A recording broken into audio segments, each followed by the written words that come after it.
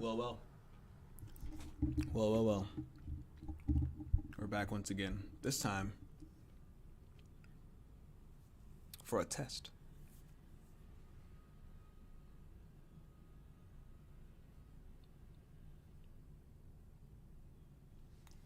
Just a little quick little testy test, you know, something nothing crazy. Something slight, as the kids say nowadays, you know. I'm cool. I'm hip.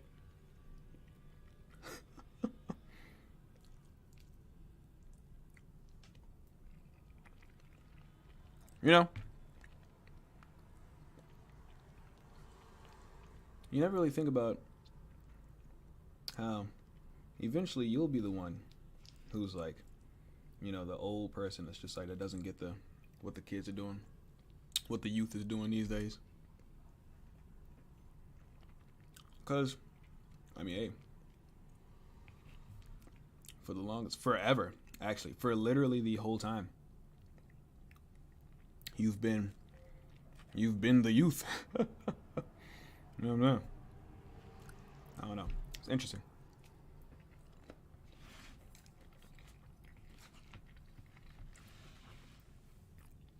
But in any event,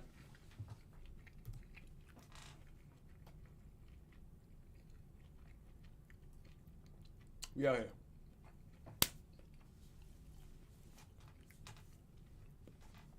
I'm saying, we out here, baby. I thought I'd throw in the hood, you know, really send home that, you know, really send home that we're on some menacing shit today. This morning, you know, this evening, you know what I'm saying?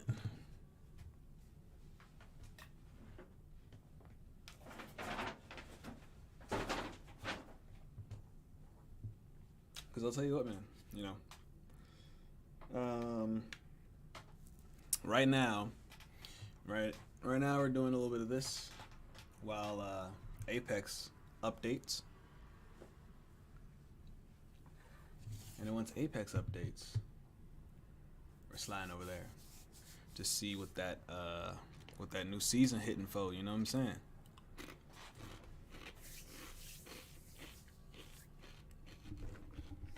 You know, we're also eating breakfast right now.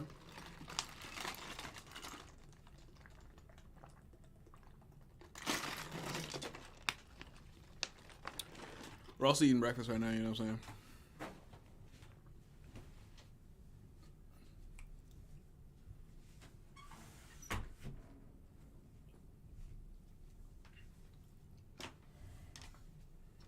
You know, it's still a decent little morning, you know what I'm saying? I do have to work today, but it's Tuesday. It'll probably be a pretty chill time, you know. Who knows? I don't know. But I got tomorrow off, so I was supposed to have today off, but schedules were weird, so we had to improvise, you know what I'm saying? We had to improvise. But I just got this video here from the homies in the chat. Apparently this is a video of like a game that a dude made based off of Attack on Titan. Amateur dude, like he's not like right now he's a game developer, but it's not like from a major studio. It's literally some dude that was like, fuck it. You know, that's my understanding of it anyway. I could be wrong, but probably not. Like, no. All right.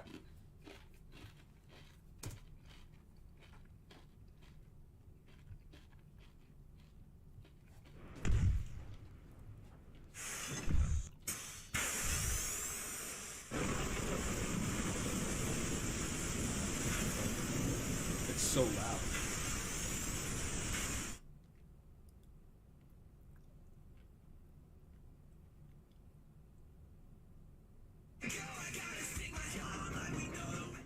Is this?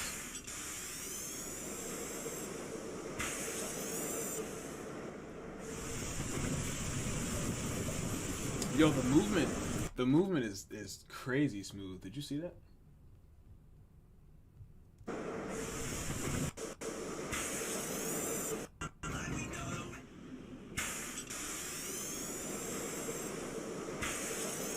There's not really any indication that shows you like what's hittable and what's not.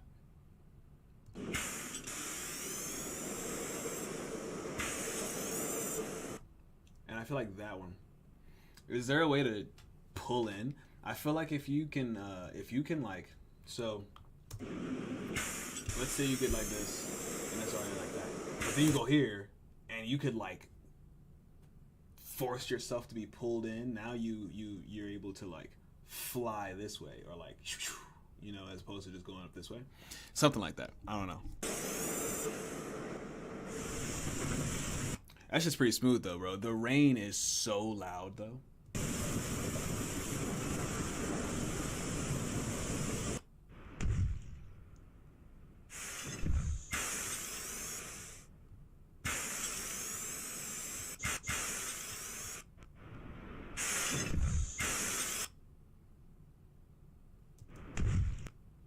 There's not enough oomph to that.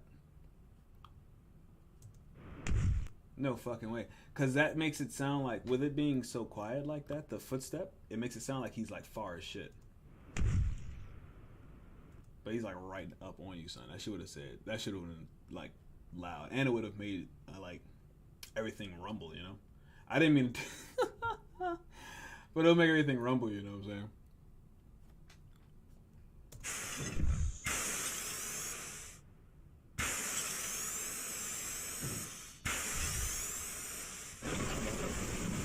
Yeah, that's not bad at all.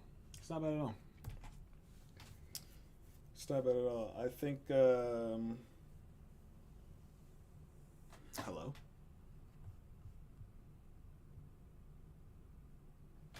Anyway, yeah, I think that'll be pretty cool. Is this like open to the public? This game is made by a dude named @SammyXO, who is porting the entire thing over to Unreal Engine 5. It's crazy. Game dev, blah blah blah blah blah. Yeah, I don't know if he's like a legit dude or not, or if he's just like I said, some dude who's just kind of out of his basement type deal. But that's pretty cool. You know, if anything, bro, that's very inspirational. You know what I'm saying? Fucking seeing somebody literally make a fucking decently playable game just while they're hanging out in their basement, bro. Come on now. Come on now. It's not bad at all. A bird shit on my window today, by the way. Just thought I'd put that out there. Just thought I'd let you know, keep you updated. Keep you updated on life. Hi.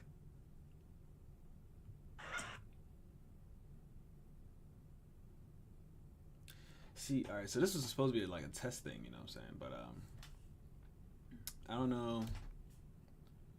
I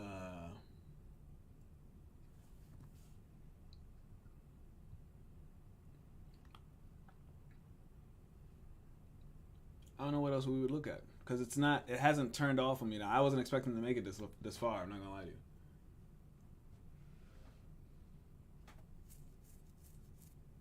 We could watch some poker plays, bro. You know, get some suit. This is just a. It's supposed to be a test stream, is what it's supposed to be. Yeah, let's do that. Let's watch some poker.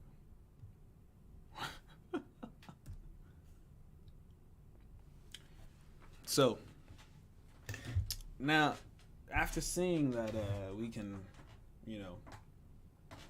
do this. We can, like, you know what I'm saying, watch shit on here. Because I think I got to set it up. I think I got to figure it out, man. I think what was the issue was that I'd have something else over this for too long, and it would just, cock out on me. But that is not the case now. This is what we'll do.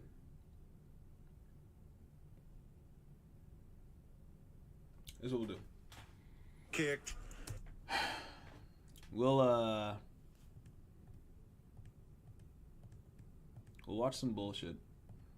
Just for a moment.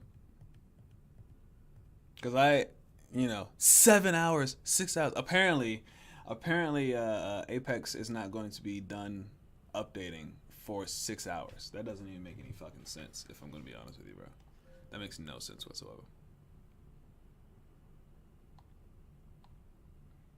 I'm not even playing anything. Wow, that's crazy. That's absolutely crazy. If that's gonna be the case, bro, I had that shit going while I'm at work, bro, because I mid-key want to be playing some multiverses. You know what I'm saying?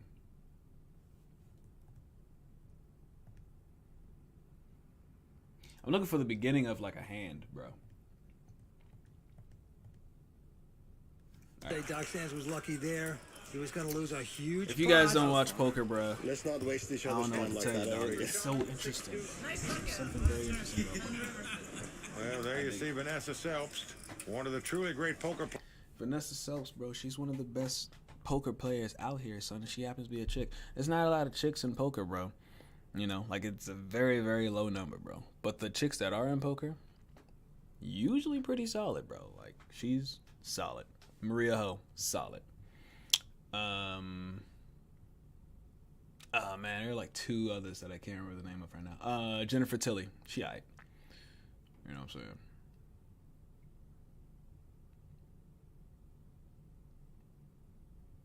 There's still a couple others that I can't think of right now. Oh yeah, sorry. Poker's pretty solid, buddy. Poker's pretty solid.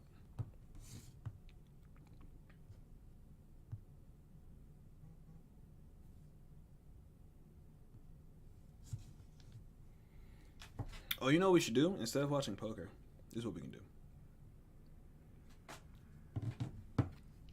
We can do something crazy, alright.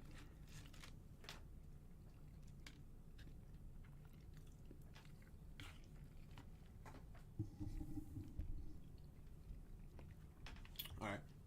Peep this. This is what we can do. Alright.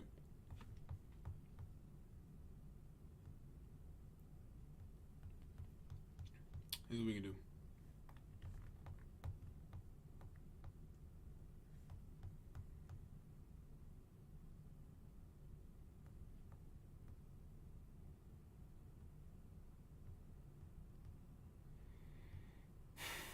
So on our Discord,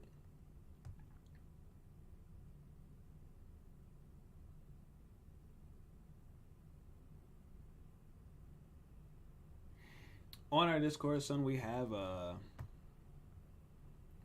like a spot called podcast materials. It's called Pudcast, but you get the gist.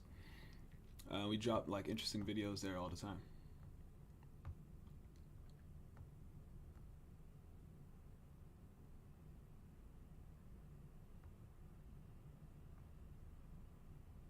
Ooh, this is interesting. All right.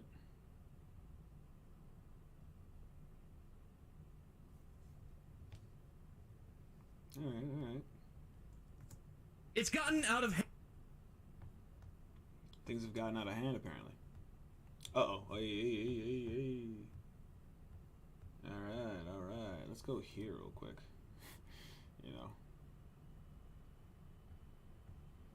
Just to make sure nothing pops up that we don't want to pop up.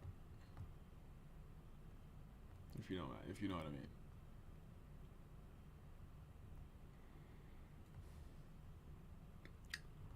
Oh shit.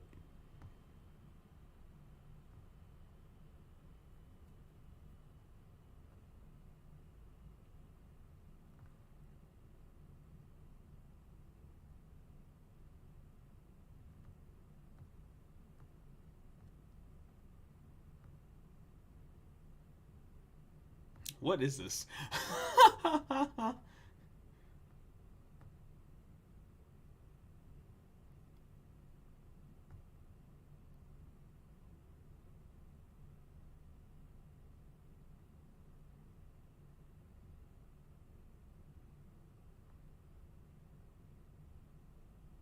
Moist Esports? What does that mean?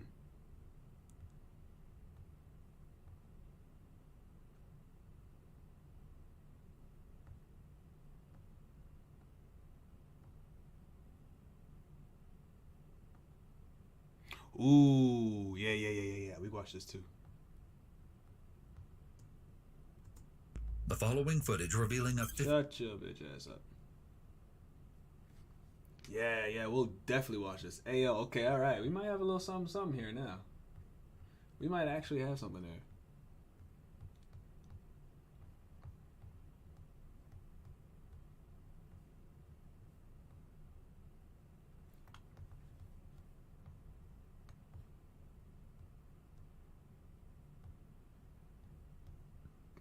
All right.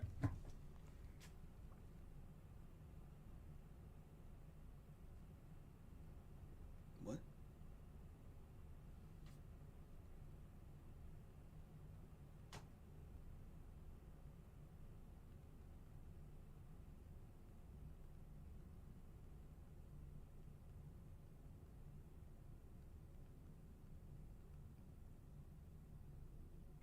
I think we'll just go for a walk.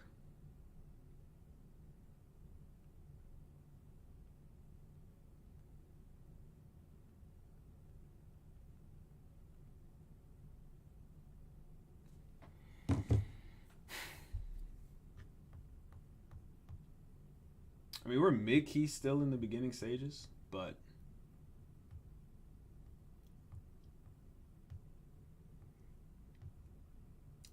this video is 2 hours long, bro. I'm definitely not about to watch that.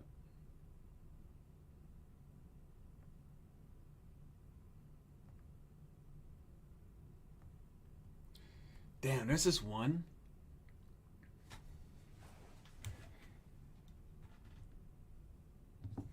Feels like 108. That is fucking crazy, bro.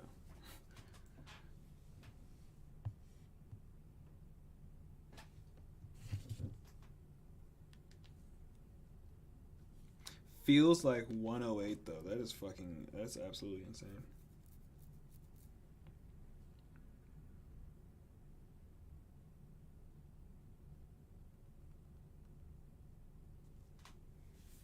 All right. So.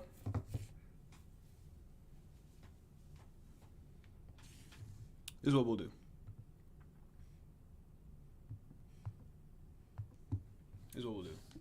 Obviously, we're going to watch the 14-minute one first. And let's try to get G in the chat because I think he'll be interested about this.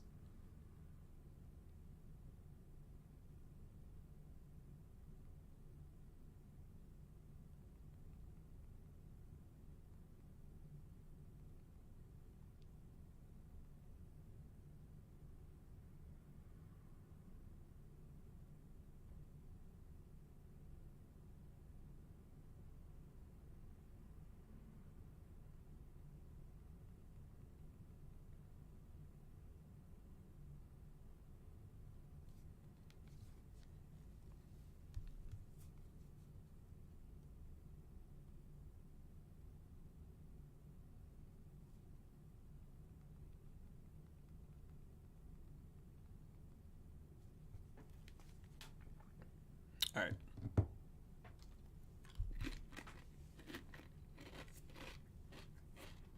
So,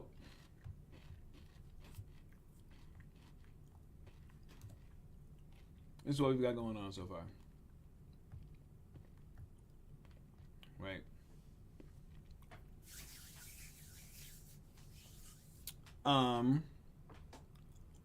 I don't know too much about this, but I'll try to knock out a quick little summary to the best of my knowledge. So, to the best of my knowledge, for those of you that don't know, Mori Calliope is a VTuber / rapper.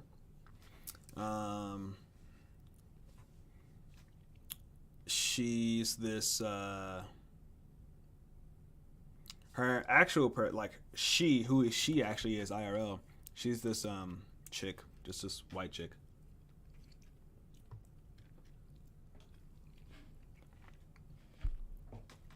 Some white chick from some the fuck where.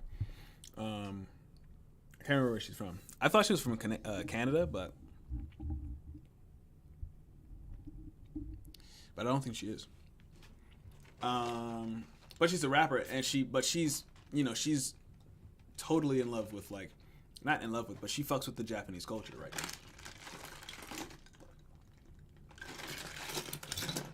Because she fucks with the Japanese culture, she's a VTuber. She raps in Japanese. She speaks, pretty decent Japanese, actually. But she's American, right? So, apparently, she, because she's a rapper, or a VTuber rapper thing, she got, like, I think the Billboard, let me see.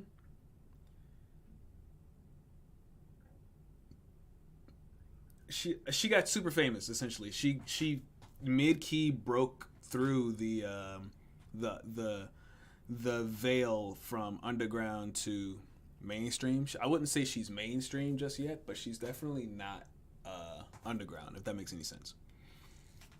That's not true. She's still very underground, but, like, she's got a little more of a buzz now, because people that wouldn't usually hear about her because they're not in that scene are hearing about her, which is what brings us to this situation where motherfuckers are saying, apparently they're trying to say that she's a culture vulture, which I think is hilarious, because how do I put this? Well, I don't know. We'll see what they're trying to say first, but, like, I don't know, man. When I think culture vultures, bro, I think, like, people that they're like posers, you know what I'm saying? It's people that, like, don't really, it's like a how do I describe it? Like a sellout, right? Essentially, you've never shown any real interest in this culture ever, really.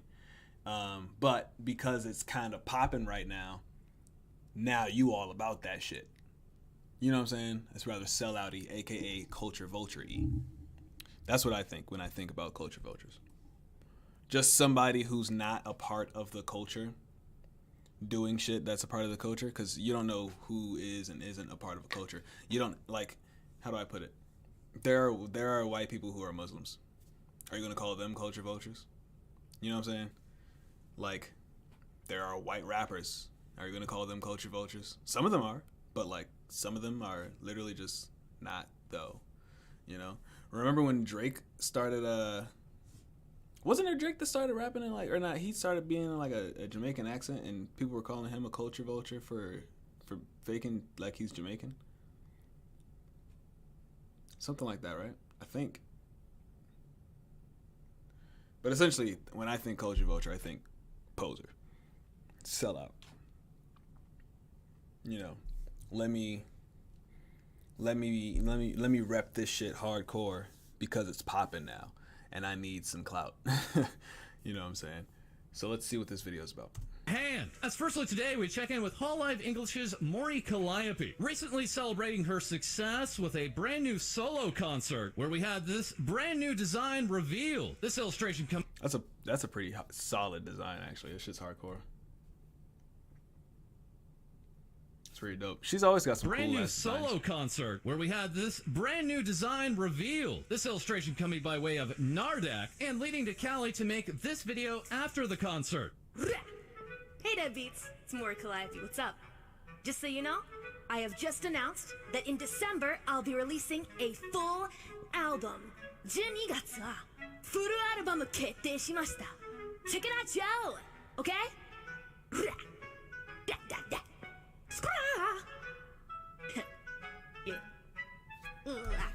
That shit was cringy as fuck. I'm not gonna lie to you. But she a cringy bitch, so I'm not too surprised. But yeah, that shit's cringy as fuck. What I don't understand, she's definitely American, but, like, I don't know. It's that sounded like.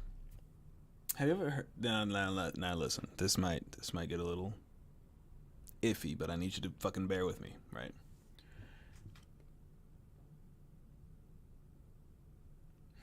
You know how, like, people who don't speak English will, like, speak English, and you can kind of tell that it's their second language. Like, you can tell it's not their first language type shit.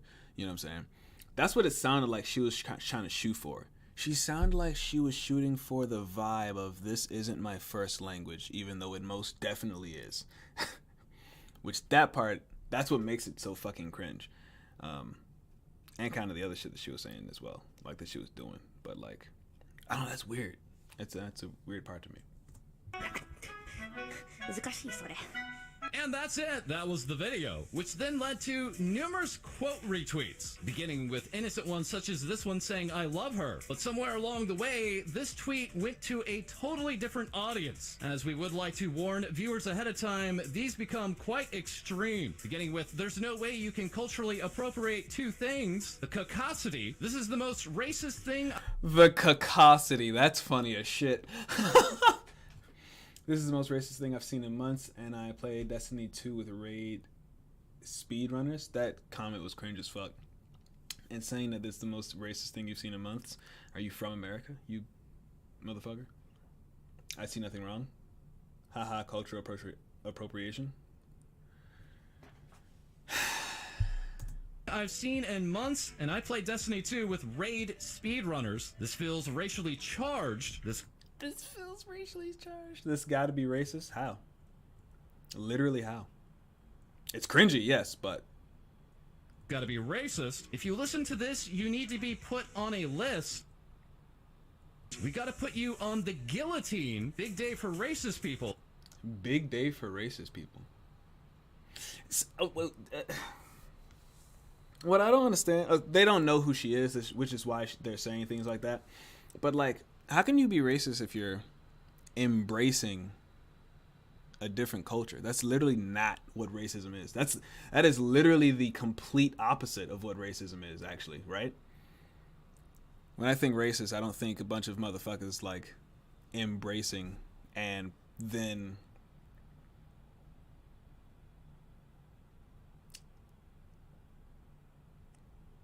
what's it called? Embracing and then like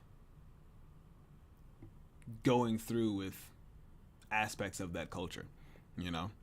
I just don't see it, you know. She obviously speaks like she has the, you know, dialect of Japanese. It's not like broken or anything like that. And like, if you know, again, these motherfuckers don't know who she is, but like before she was like VTubing like that, bro, like / while she's VTubing, bro, she also goes by Demon Dice, which is another, like, it's a rap persona for her. Like, she's into rap. You know what I'm saying? It's weird. It's very interesting. It's very interesting indeed. We got to do something about white women, bro. As a person of darker skinned inflection, I feel insulted. As a person of darker skinned inflection, I feel insulted. Ain't not no nigga has ever said some shit like that. Get the fuck out of here, bro. As a person of darker skinned inflection, I feel insulted. Nigga, what? What? What's that scene from Atlanta? Nigga, are you black? Get him out of here, bro. And me hitting the white woman extinction button. There White women extinction button, because that's not racist at all. were hundreds upon hundreds of these quote retweets, many from an audience that do not seem to be aware of Mori Calliope at all, or maybe VTubers at all, in yet another instance of Twitter sending a tweet to an entirely unknown and very confused audience. That said, the celebrations for Mori Calliope... So racist saying racist to an innocent person, nothing new. Yeah. Another day on Twitter, literally. I don't even fuck with Twitter, bro. I contemplate deleting that shit daily. Stopped with Hololive Japan's... Wanna watch for assholes. Just a regular day in the Twitterverse. Facts.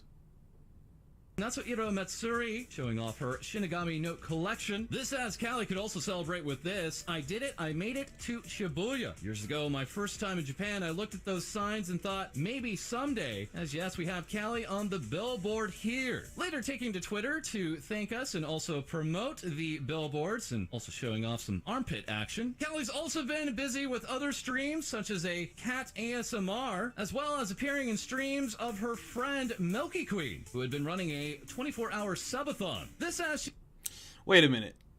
Milky Queen. I feel like I just saw a picture of her like yesterday. This is crazy. So listen, there's a phenomenon that I bring up every now and then. It's basically protons react differently whenever they're being observed than when they're not being observed, which is a crazy concept, because in order to even know that, you would have had to have been observing them anyway. But we ain't getting into all that. That's a video that we could watch at a later time because it's extremely interesting.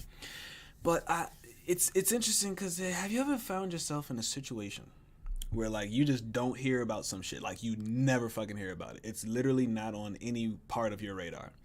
And then you hear about it once, and the next like week it's just like everything you see. That's crazy to me, bro. That shit happens so many times. You know, so many times. Before, so listen. This is the first time it's ever happened to me, right? I was watching Family Guy. I was watching the Cleveland show, and this man in Cleveland fucked around and sat on his nuts. But yo, I died laughing because before that I was like, I didn't even think that was a thing that could possibly happen. And then I heard that shit and I was like, excuse me? 3 days later, I sat on my nuts.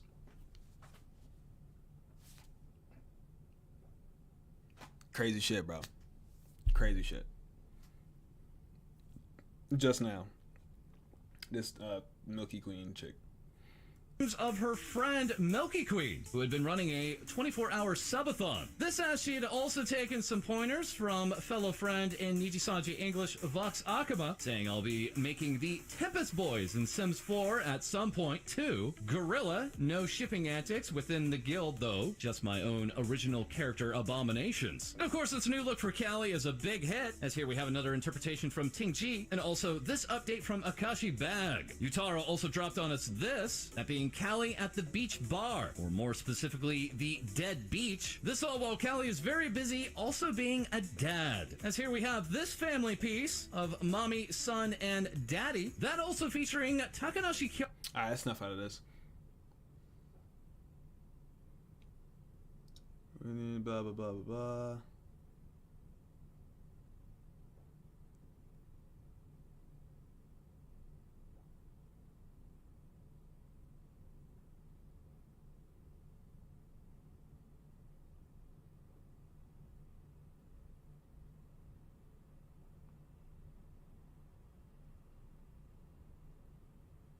More Hololive talents join Crunchyroll Expo. What the fuck does that mean?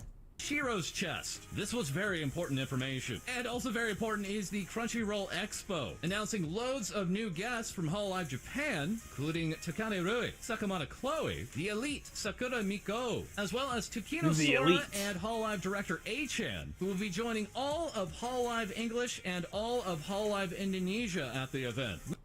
Hololive Indonesia? When did this video come out? July 26th? Bro, you know what's crazy is that Indonesia banned Steam. So like niggas or people in Indonesia can't play fucking video games, which is wild to me. Absolutely wild. Which fucks up VTubers that are from Indonesia that play video games, because it's like now they're, the fuck are they gonna do? You know? That's crazy. Yeah, no, that was cool. That was an interesting watch.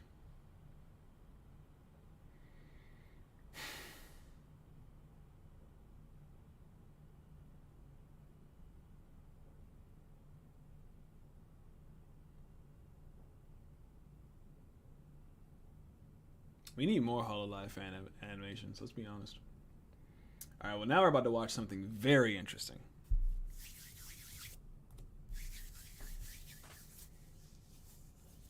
Very interesting. So, a little bit of a background. I love watching shit like this. You know, it's just, it's very interesting to see how these motherfuckers work. But also, sometimes they'll be like narrated by someone who works in like psychology and shit. So like they'll be able to they'll be able to break down what's happening, you know what I'm saying? And it'd be super cool if the narrator or the commentator has some knowledge in criminal psychology, because now we get it from fucking both angles. We get we get a little bit of psychology and like the psychology of a criminal. That shit is interesting as shit. Like,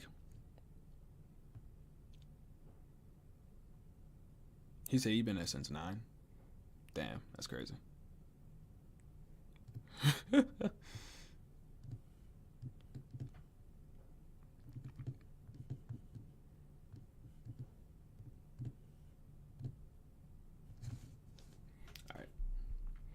But in any event, it is it's a video on a 15-year-old mass killer. I don't know which one he did.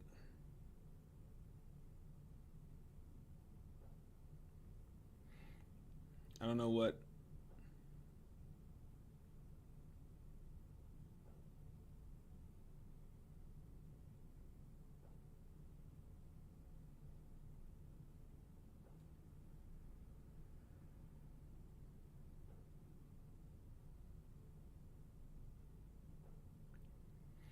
Us hard of hearing folks appreciate this immensely.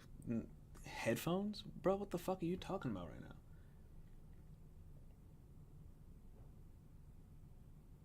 But, hey, nice.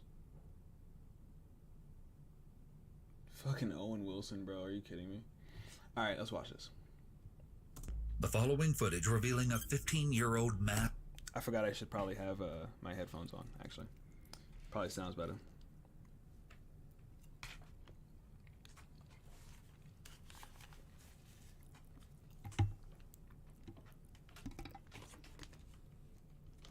So you're not getting it from the mic. Mass killer has never been seen before. We discovered his dad on the couch. His face was really pale. You were a stone cold killer. 4 people have been murdered tonight. They're dead. You cannot lie to me. I will drag you down with this. What happened? You will go to jail for the rest of your life.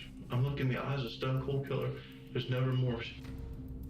When Nick Browning and 3 of his friends arrived at his home, they immediately knew something was very wrong. It's a nice place.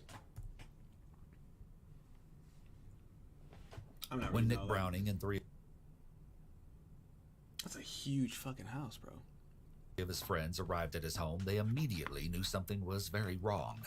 At first glance, the house appeared to have been burglarized. But when they discovered Nick's entire family murdered, no one could have ever expected the chilling and twisted truth behind their deaths. Holy shit.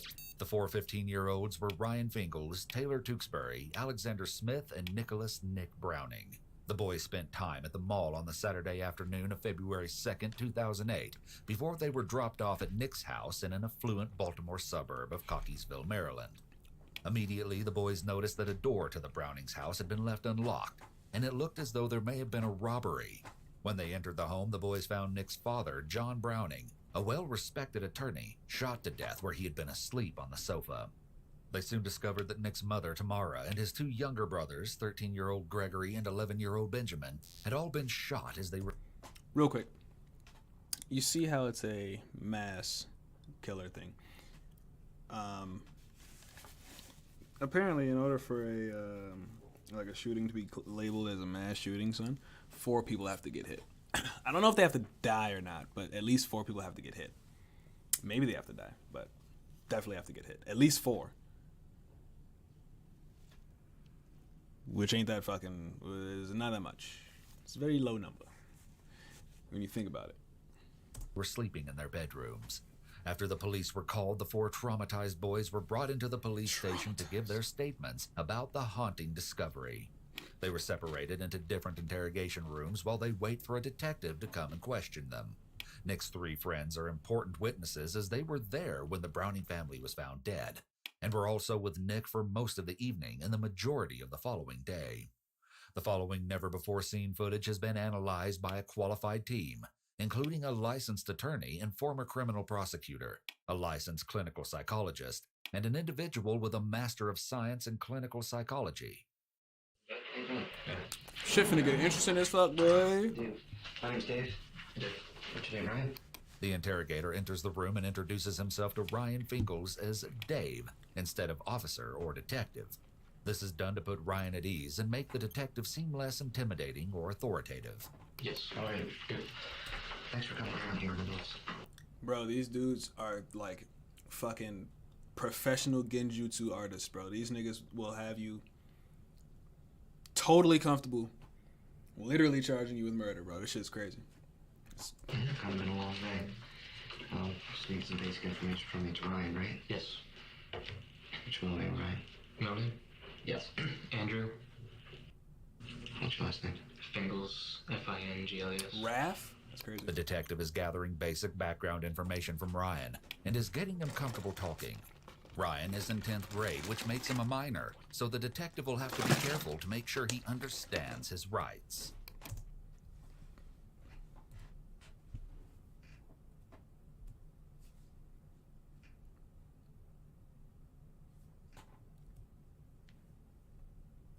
To tell the truth, I really don't know the exact times. Okay, that's fine. I mean, I didn't have like a clock I was looking at. Oh, yeah. Taylor is displaying some behaviors that indicate he's feeling anxious, such as holding his hands in front of his torso and frequently touching his face. However, given his young age and the fact that his friend's family was just found murdered, it would be understandable that he's feeling anxious. Although some dismiss body language analysis as pseudoscience, it's used by the FBI and CIA during interrogations. When the CIA is interrogating an individual, they look for clusters of 3 or more indicators that occur in either quick succession or all at once. These indicators can be signs of discomfort or uncertainty in what the individual is stating, rather than indicators of deception. It's extremely important to note that you cannot detect deception through body language analysis alone. We pick up where the detective is explaining to Alex the utter magnet. Dude, the ability to pick up detect deception just from talking to someone, that shit would be so cool.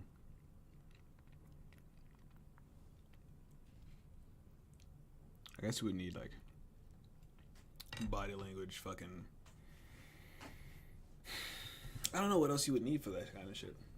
Watch it. Magnitude of the horrific crimes. If you haven't figured out by now, something really serious has happened to the Browning family. You're 15 years old. I need you to be 100% honest. The other boys have been honest with me. You can't I don't know what similar pressure tactic is. take up the line. Okay? Yes. By telling him that the other boys have been honest with me, the detective is trying to ensure that Alex is telling the truth. If he thinks that the other boys told the detective everything, he'll feel pressure to do the same. If he denies something, but the other boys say it happened, he might be afraid he'll get in trouble with the police. I'm gonna ask you to take me through the last 28, 29 hours, what's been going on. So you guys, from what I know, Paul spent the night over at Fingles, right? Yes. What did you guys do from there? Alex begins to give his account of the previous night, which seems to be consistent with Taylor's account. Well, is that nervousness? He also repeats a few times about how Nick was around. Boys may have decided together to lie. Immediately changes his. Detective already knows. Watches. It's a hike. What the fuck, dude? Which could somewhat explain why he appears to. Play some Xbox. I think he's gonna take care of the other boys, get them to where they go. I'm driving over there around like.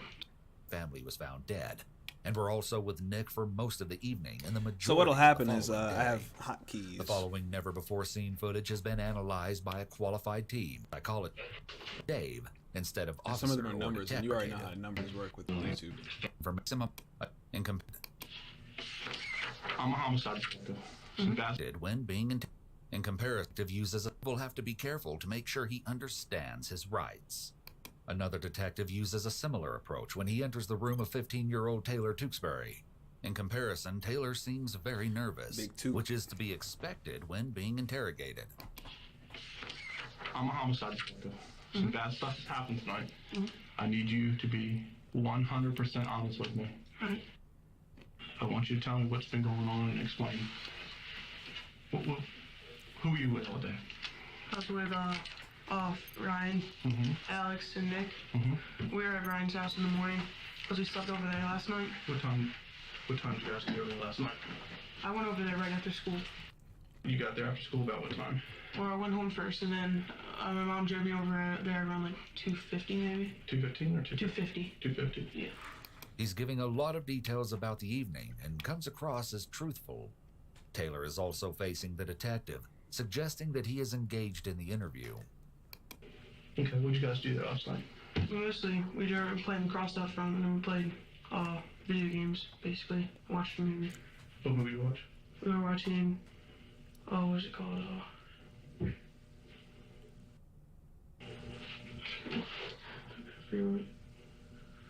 I remember we're watching Robin Big at first, and then we're looking through the movies.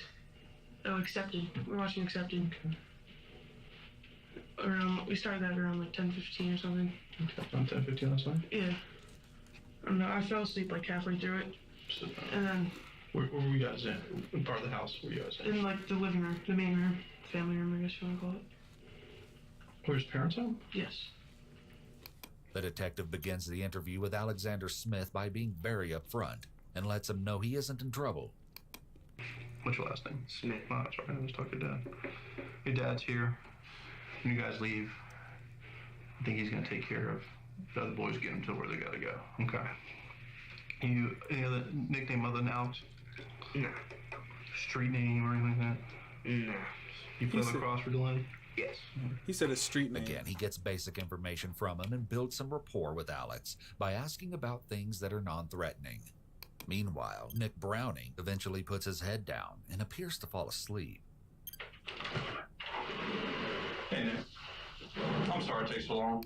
The detective enters and immediately apologizes to Nick for the long wait. He does this to come across as friendly and to start building rapport. He also wants to let Nick know they are actively investigating and speaking to other people, so he might be less inclined to lie. No offense to you. Everybody comes in here, I gotta read their rights too, so I gotta read your rights. The detective is trying to put Nick at ease by saying that he has to read the Miranda rights to everyone. By making this seem like a very ordinary thing, he's less likely to start off being defensive. The detective reads Nick his Miranda rights and has him read them back to him to make sure he is literate and is listening. Because Nick has no priors and is a minor, the detective needs to take extra care in making sure he understands his rights before he begins interrogating him. Can we talk a little bit? Can you sign that here for me? Signature. I'll get over it, trust me. The detective intentionally speaks very casually and then immediately jumps into the interrogation. He does this so Nick doesn't have an opportunity to hesitate and request an attorney. The detective also makes the conversation seem casual, so he isn't aware of the seriousness of speaking to the police without legal representation. Notice how close the detective sits to Nick versus how he was seated with the other boys. He's intentionally invading his personal space to make him focus on him. It's more difficult to lie to someone who's inches from your face, looking directly at you. Dude, this shit is so fucking interesting. It's literally just like it's kind of like a game of poker and chess. Well, poker is just chess with more steps and cards. It's like, I don't know. Alman's is just like, yeah, bro, I'm not gonna give him a chance to realize how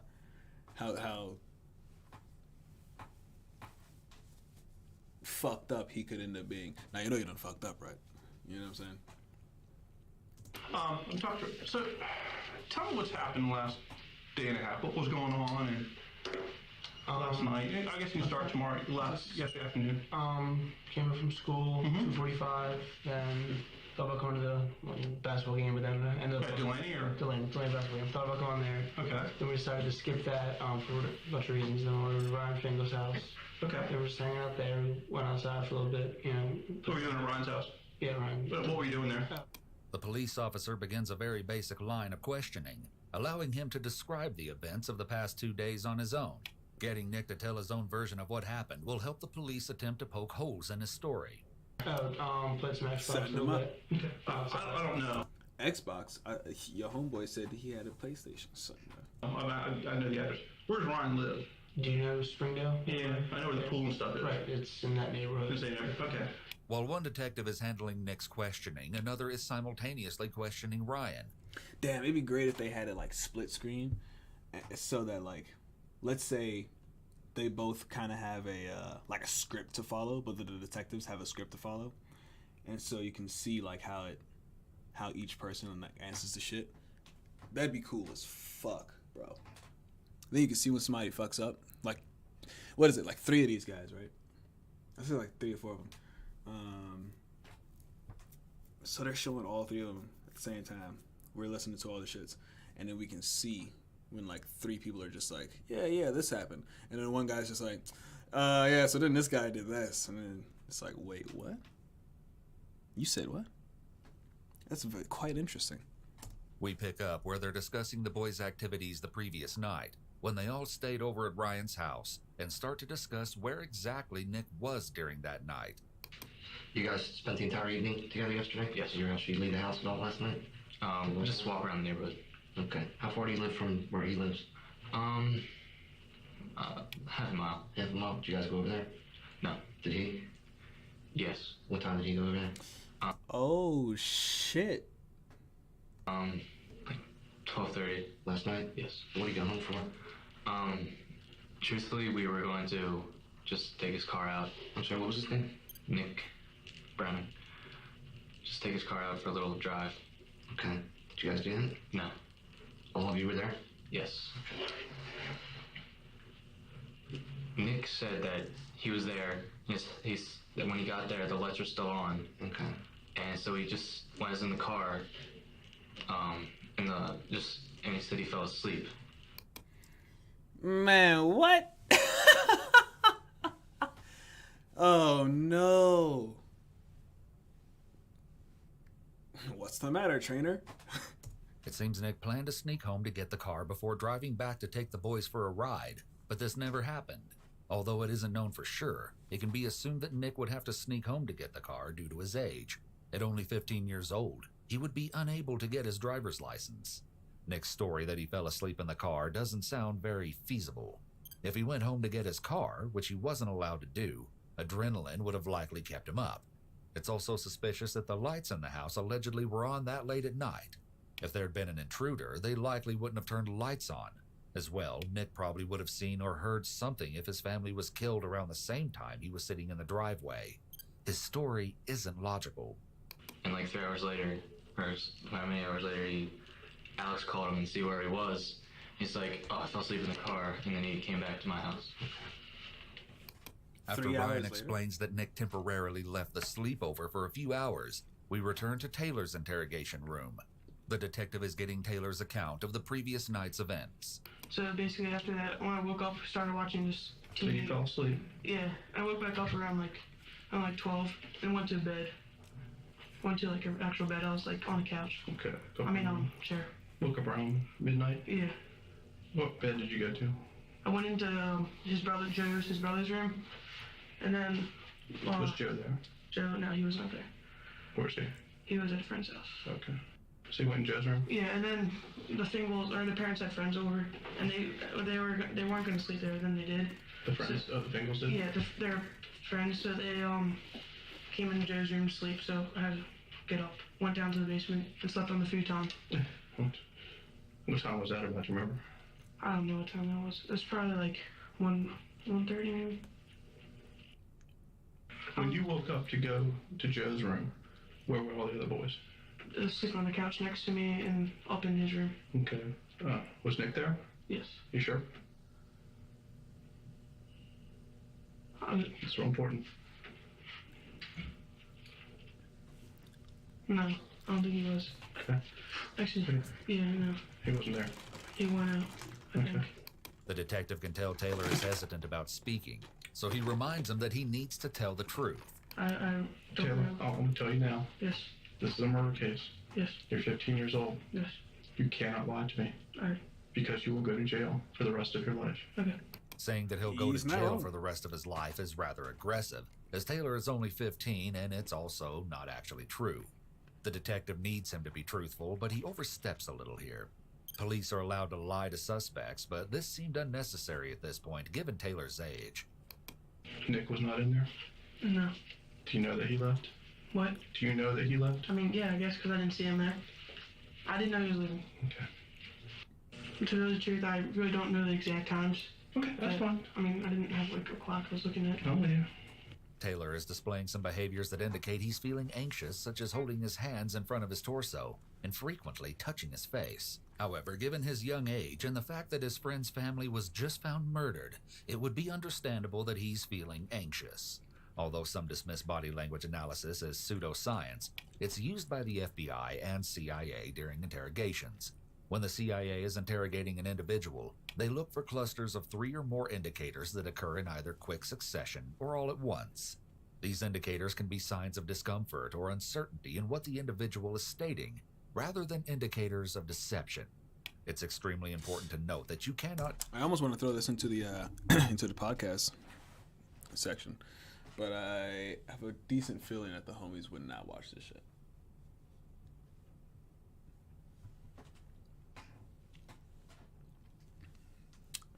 I have a pretty good feeling about it. Not detect deception through body language analysis alone. We pick up where the detective is explaining to Alex the utter magnitude of the horrific crime. The utter magnitude. Crimes. If you haven't figured out by now, something really serious has happened to the Browning family. You're 15 years old. I need you to be 100% honest. The other boys have been honest with me. You can't take up the line. Okay? Yes. By telling him that the other boys have been honest with me, the detective is trying to ensure that Alex is telling the truth. If he thinks that the other boys told the detective everything, he'll feel pressure to do the same. If he denies something, but the other boys say it happened, he might be afraid he'll get in trouble with the police. I'm going to ask you to take me through the last 28, 29 hours, what's been going on. So you guys, from what I know, Paul spent the night over at Things, right? Yes.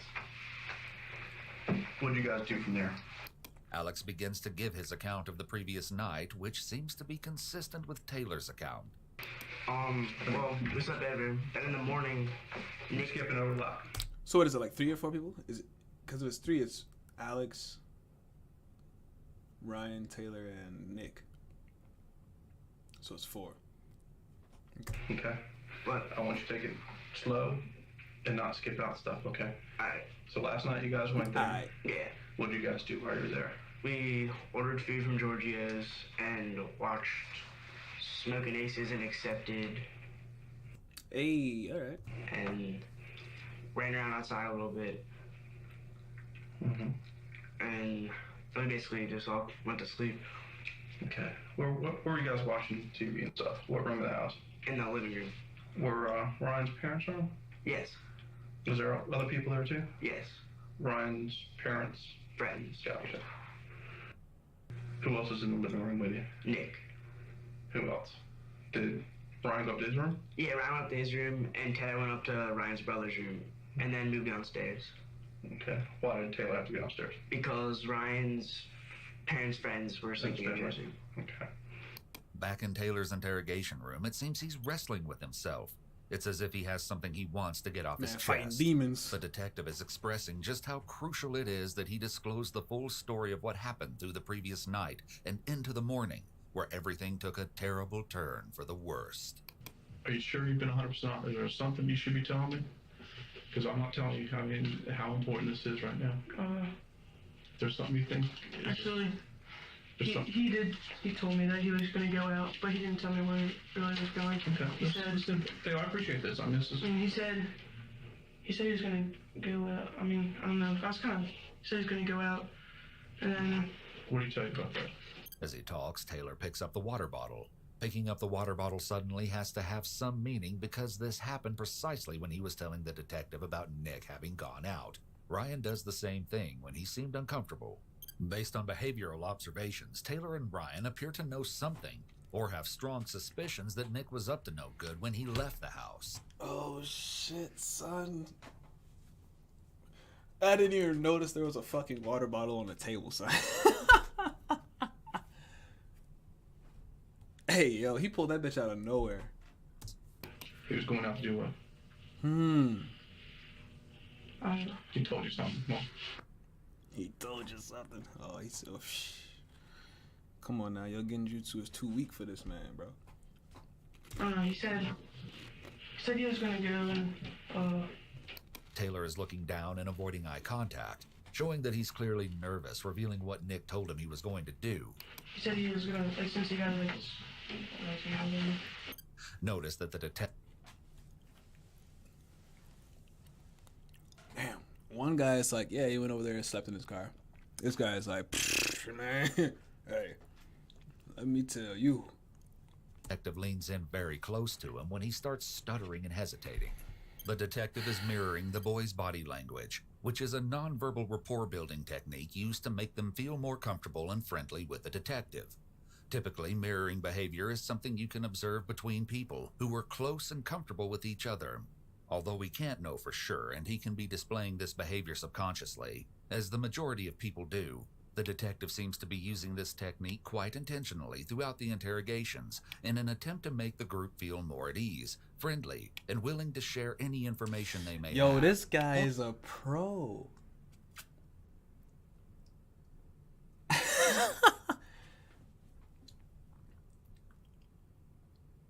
Wow, that's crazy.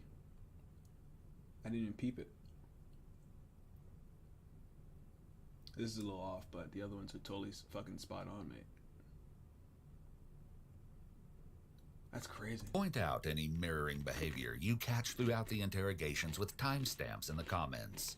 he said he might go We gotta look for these mirroring behaviors. take the car, but he ended up Take his parents' car. it was his car. Taylor continues speaking, but becomes more obviously uncomfortable. He stutters slightly and starts to cover his face with his hands while speaking. He fidgets and frequently touches his face, which is a self-soothing behavior. He's likely feeling very anxious, possibly still feeling torn about whether to be loyal to his friend or be honest with the detective. Again, this is another pretty strong indication that Taylor may not be telling the whole truth. The question is, why would he risk himself just to try and protect Nick, given that the crime here An is something actual so photo. serious? He just told me he's going. He's gonna might take the car. He went Did he there. say we were just gonna go with the car? No, he did not. He said he's going to, and next thing I knew it. I mean, woke up, and he said fell asleep or whatever. Okay. So he said fell asleep in his car, and he came. Then he walked back, I guess, or biked. I don't know which one he did. Okay. And that's. Okay. I'm gonna let you think for a little bit, and I'm gonna come back in and talk to you. Okay. You need anything? No. You know how in Bleach, when someone that's like super like strong, like their spirit energy is like powerful as shit. Hey, Apex is ready, but their spirit energy is like crazy powerful, and the other people can barely stand, bro. That's what this is like. Dude's spirit energy is like his prowess is so fucking great that this mere child can barely even breathe. It's hard. Once alone, Taylor looks rather uneasy and is likely rattled by this situation. We now hear firsthand what Nick claims to have occurred the previous night. This shit And then interesting. around 1:30, stupid me, I went back to my house to try to Stupid me. get the car. Nick says stupid me to make it clear that he knew it was a bad idea and to appear to the officer like he's a good kid. And they, the keys were, or my parents were, the lights were on in the house. Notice how Nick taps the table while talking in an attempt to emphasize his points. However, these taps appear mistimed rather than aligned with his statements. And they, the keys were, or my parents were, the lights were on in the house. Typically, these sort of illustrators will line up with a person's statements when they're being truthful. But Nick's are all off, and at times he isn't even hitting the table. This is also known as incongruent body language, or when someone's words and body language don't match. According to the body language panel, these are known as misplaced or mistimed illustrators, and can be a cue of deception. And so I didn't want to take the car out, so because the lights were on, I was sort of worried. And so I went in the car and started yelling, they'll go to bed in a half hour and the lights will be off. So I was sitting there and I fall asleep. Then I get a call from Alex around, I think, 5 in the morning. Okay. And then it wakes me up, and then I slept, I think, 5 and a half hours, and the lights were sort of worried. Deception. And so I didn't want to take the car out, so because the lights were on, I was sort of worried. And so I went in the car and started yelling, they'll go to bed in a half hour and the lights will be off. So I was sitting there and I fall asleep. Then I get a call from Alex around, I think, 5 in the morning. Okay. And then it wakes me up, and then I slept in the car and the lights are still on in the house. Okay. And it doesn't make sense now, but, you know.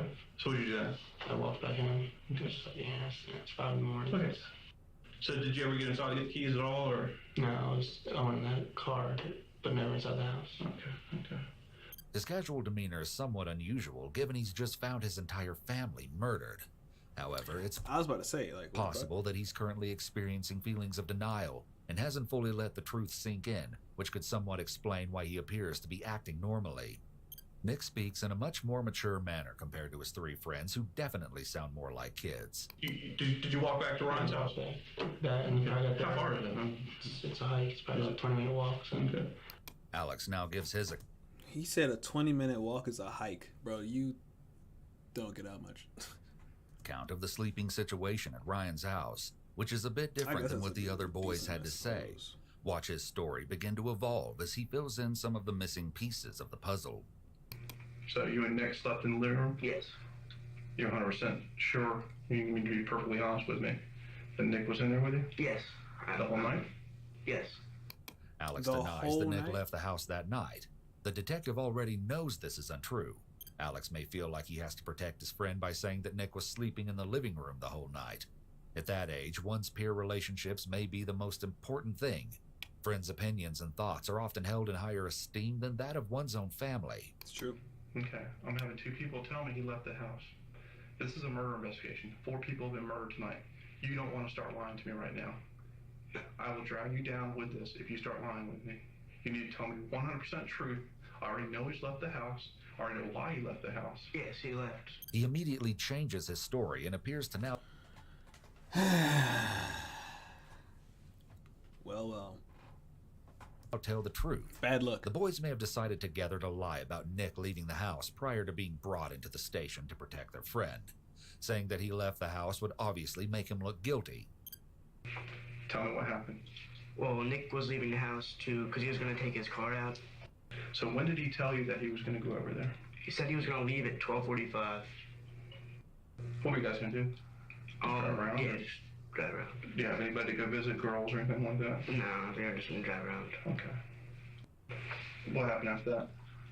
Well, I fell asleep around 1. Okay. And then... You stayed in that living room? Yes, and then I woke up around 5. And I called Nick to see where he was, because he said he was going to come back and wake me up when he had the car, but he never called, so I called him. He said he was walking back to Ryan's and he was lost, and I told him how to get him.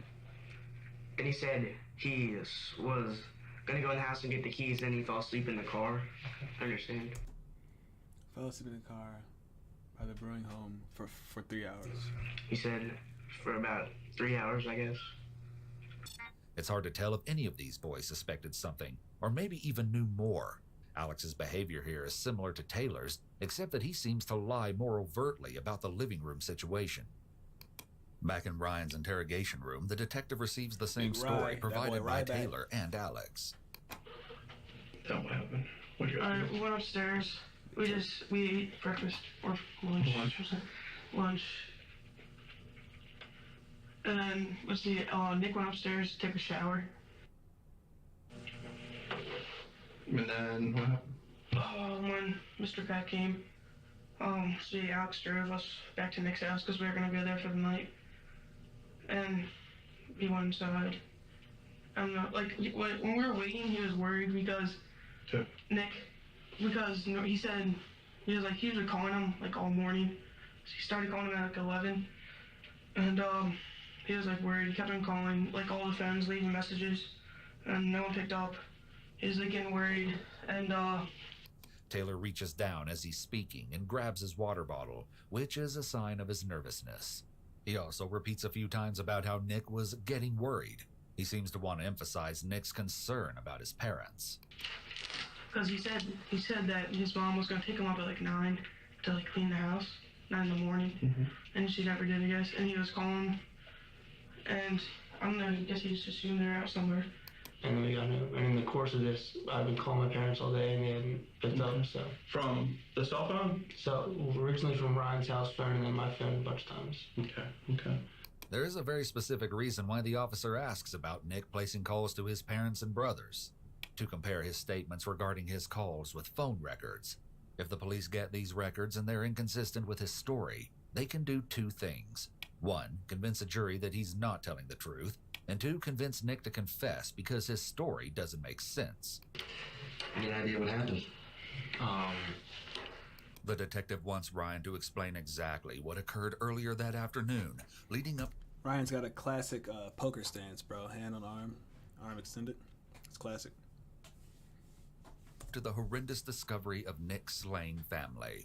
Me, Taylor, Nick, and Alex were at the mall. We came home. Mr. Pat drove us to Nick's house because we were going to be there tonight because they were all at my house last night. Okay.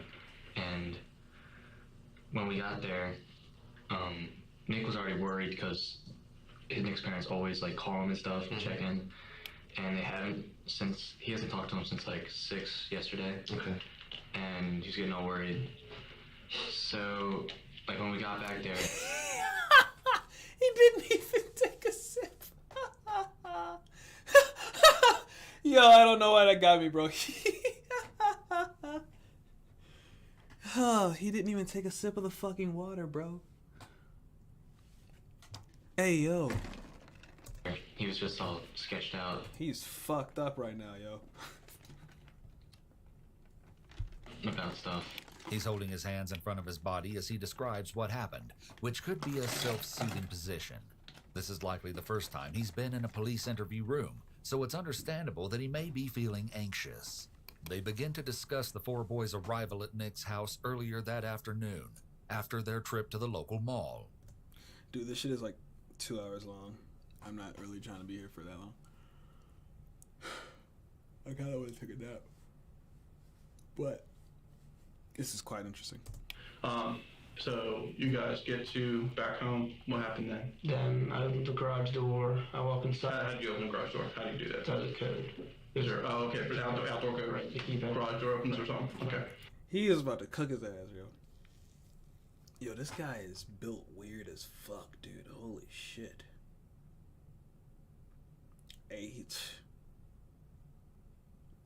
A rather unassuming man, you know, but with the power level to break any, you know, low-level technique like these guys got going on. And so I walked inside, and then the door was unlocked, which was weird because one of my parents locked the door. Which door? The door in the door into the garage. Kitchen? Into the kitchen. Okay, from the garage to the kitchen. That was locked, so I figured it would be locked, but it wasn't. So I walked in, and I saw my father on the couch, and that's sort of okay. What did you see about that? I know stuff, but what did you see? I saw he was on the couch, and there was blood coming out of his face. It's notable that Nick doesn't seem the least bit upset or emotional while discussing finding his entire family murdered, or when he saw blood on his father's face. This would have been an extremely traumatic event for him, so it's surprising that he doesn't appear to show any signs of trauma. He hasn't cried, expressed shock, or even been at a loss for words. He does lower his voice and mumble a little, but this change in volume and speech may be out of fear and not wanting to discuss the crime. It's possible that he's keeping his emotions inside or putting on a brave face. We don't know his typical behavior, so keeping his emotions inside may be normal for him. Okay, what did you do after that? Then we talked to Mr. Smith, and he came in the house. And he called 911, and I went upstairs with the rest of my mother and my two brothers. I saw them. Okay. We don't know Nick's diagnosis, but this lack of emotion, despite talking about his entire family being dead, is typical of individuals with antisocial personality disorder. Please note that the people involved in this case have not been formally diagnosed with any mental illness, and the psychological analysis is not based upon a formal assessment. We discovered his dad on the couch, like bloody. His face was really pale. And then we got Mr. Pat, who was about to drive away. He came in, and then he pushed us away from, like, the dad. So Nick went upstairs, found his mom in the master bedroom, and his two brothers in their bedroom, like all bloody. And I was up there too with him, and Alex was down the hall, and I just took Nick and just brought him outside. Okay. Alex gives his take on the disturbing discovery of Nick's I deceased feel like- father. I just stayed right by the stairs when you walk in. I didn't want to see anything. Okay. And Nick just said, Dude, I feel like Taylor's gonna spill the fucking beans like hardcore. He's like the. Fucking hey. Dude, Taylor's like the most shooketh out of all of them, bro.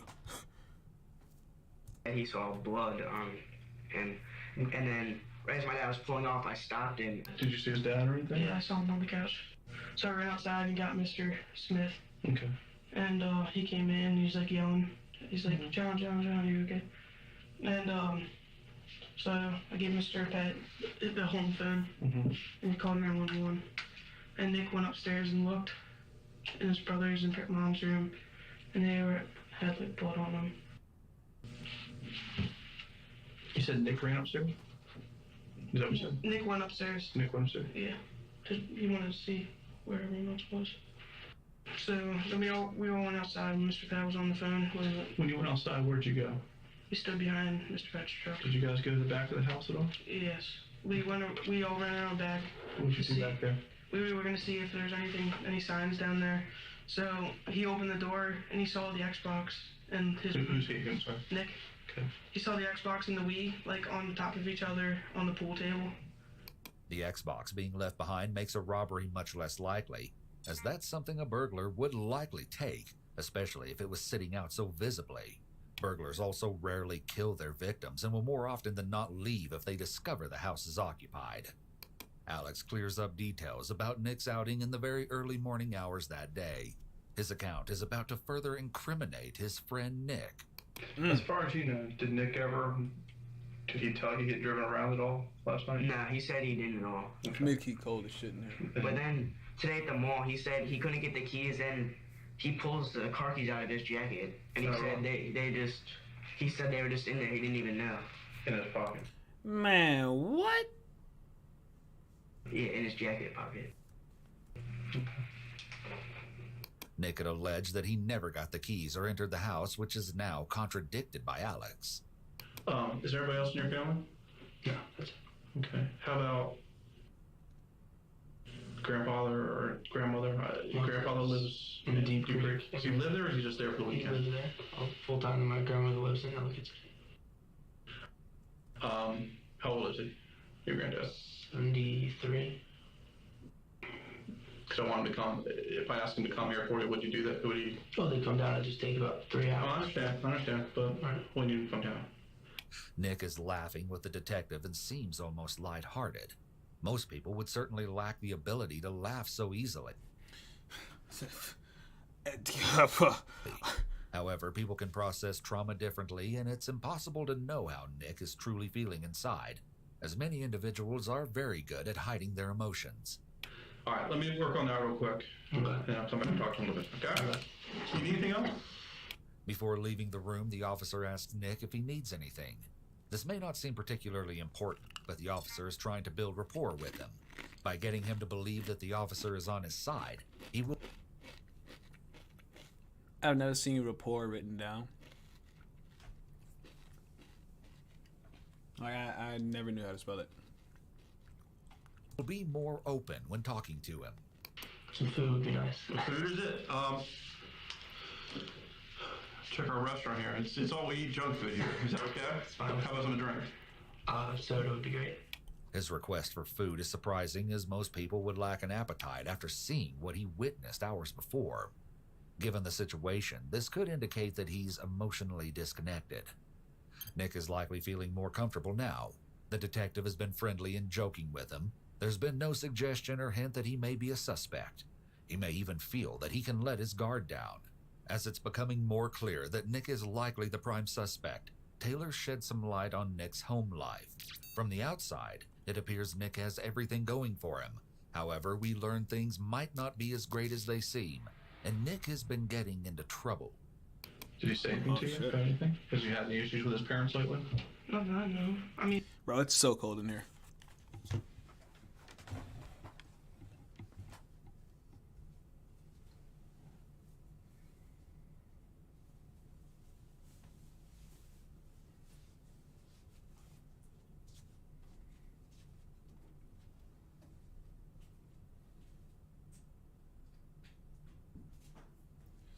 You know what? I had to bring it back.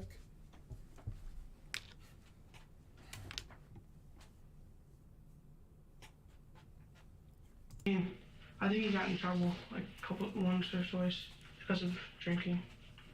Drinking. This is the first suggestion that there may have been some issues between Nick and his parents. Still, it's pretty common for teenagers to clash with their parents. However, this could be seen as a red flag, as teen drinking could be a sign of behavioral problems and issues in the household. At 15 years old, Nick is still in his early adolescent years, so drinking at this age could definitely be more of an indication of behavioral or mental health issues. In other words, it could be considered more concerning when a younger teen starts drinking, as it could also be an indication of conduct disorder, which is often a precursor to antisocial personality disorder. Conduct disorder is a behavioral and emotional disorder that can occur in children and teens, and usually includes a pattern of lying, rule-breaking, aggression, and destructive behavior. Did you see a gun with Nick at all last night? Did he have a gun? No. Are you sure? Not that I saw. I did not see anything. Did you say or talk about a gun last night? No. Are you 100% positive? Yes. Okay. Did not talk about it. Have you touched Now, a in knife. the last 24 hours? I touched an airsoft gun. No, a real gun. No. Alright. Has Nick ever said anything about his parents abusing and mistreating him or anything like that? Nope. Taylor appears confident in his response when asked if Nick ever mentioned being abused by his parents. My partner ran out to get food, so we got some time. The detective comes back and acts very friendly, asking questions unrelated to the crime to rebuild rapport with Nick. He wants him to get comfortable talking with him because once a suspect begins talking, it's much easier for them to continue. It will also help him to let his guard down. How you like it there? Good. Yeah. Good high school. Yeah. Good student or? Yeah, good student. Like what kind of good student? How's the golf team? Good. We won counties and then lost regionals, but yeah, good team. You can see Nick smiling. His demeanor is extremely troubling and unusual for someone in his position. Nick is frequently touching his face, which can be a self-soothing behavior. Even though he appears to be chatting normally with the detective, it's apparent that he's not truly comfortable with the interview process. Talk about your dad. What do you do for a living? Lawyer. What kind of lawyer? Worked right in Towson. The detective asks him about his father in a very casual manner He's at Towson. to I see totally how he forgot they were in responds and to gauge his feelings towards him. He's trying to see if Nick's response aligns with what his friends will say. What firm? What was Worked in Marlon McLean Reed. What do they do? How long? He's a business lawyer. How long? Hey, I take back the comment about the hard of hearing people, bro. These guys are mumbling hard. She had a property management sort of side business, more of a standard mom. Okay, that's cool. Cool. You get along with them okay? Yeah, great. Okay, just trying to get to know. Right. It seems like he wants to avoid discussing any issues he had with his father to remove a motive for him being the killer. Got any enemies or anything? Enemies or problems or problems at work? No, I don't think so. The officer isn't asking these questions because he actually thinks enemies or problems at work caused the murders. Rather, the officer is once again trying to get Nick to let his guard down by making him believe that he isn't a suspect. You ever talk about anything that's going on at work that... I mean, not in a bad sense when we talk about work life, but nothing. Did he have to travel at all, or is he... Pretty much here. I mean, last time we traveled was actually with me down in South Carolina, which was a family matter. He's just not really traveling business much. Okay. Oh, so he wasn't having to go to other businesses around the country? Okay. Pretty much all local. Okay. And Mom was there all the time? How about your brothers?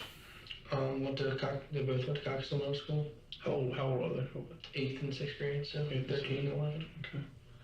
Is there anything else? He's not going to put you in anything, is he? Is he going to say that you've had any involvement in anything? No, I didn't. Is he not going to say he told you? He did not tell me. The detective knows Alex already lied to him once, so he needs to apply a little more pressure like he did with Taylor. It's noteworthy that the detective basically takes an identical approach with all the boys. Are you 100% sure? I don't want this to come back and bite you. I'm 100% sure. Do you know anything else you should be telling me right now? No. I'm going to let you think about it for a while. Make sure. Alright. Because this could come back on you hard. Yes. The detective leaves Alex alone to let him digest the entire situation and to consider the seeds the detective planted about how serious this situation is. Alex appears to have taken what the detective said very seriously. because he immediately offers up some important information when the detective returns after about 10 minutes alone. But I do remember one thing to tell you. Nick told his little brother to keep the door unlocked for him to come in last night. Oh, shit. Hey, yo.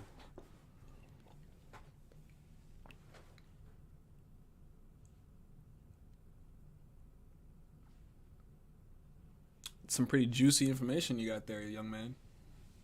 Worried about whether he could get into trouble, especially if he gets caught in another lie. It appears that he's now being honest and cooperative. I remember Nick told his little brothers how he was going to get in to keep the What the fuck is he wearing gloves for? base from the door unlocked. That's how he was going to get in the Did he keys. call his little brother? Or? Yeah, he called. Yes. And that's how he's going to get in the house? Yes. The basement door? Yeah, the slider. No. The, like where the pool table is, that kind Yeah, of stuff? yeah, that. Right, that's real important. I should remember that. That's cool. Thank you. The detective returns to confront Taylor with one of his lies to further impart on him the fact that he needs to be totally truthful. Do you remember at one point Nick calling his little brother? Yeah, he called his brother. What did he tell him?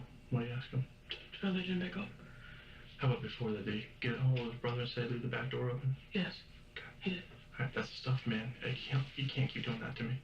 You gotta be 100% true with me. All right? Yes. Okay? I don't think That's what he meant after. Okay. At any point, I want you to think about it. This is a murder. 4 people have been murdered. Yes. 2 little boys, a mom and a dad. Yes. There's nothing more serious than this right now. Okay. Think about it. I'll be back talking a little bit. Don't let you lie to me. You don't want that to happen to you. I thought you were talking about after. Okay, I understand. I'm sorry. Taylor's claim that he misunderstood the questions may have been true, but either way, he appears to be even more nervous now. Again, the detective leaves him alone. When you got home with Mr. Smith, right? You went upstairs, then you guys went outside apparently? Right, went outside. Where did you go? Went out to the back, and then that door was unlocked. It was unlocked? It was unlocked, the basement sliding door. Is that characteristically locked also, or do they always... 75, that's not, because that's sort of more the kids, basements. That's probably, Okay. it's more or less, it's not locked as often. Okay. Man, if you had to make a guess how someone got in the house, how would you? Probably that basement. That basement. When did you see your parents last, or talk to your parents? When did you see your parents last, I should ask? And they dropped me off at Brian Finkel's house.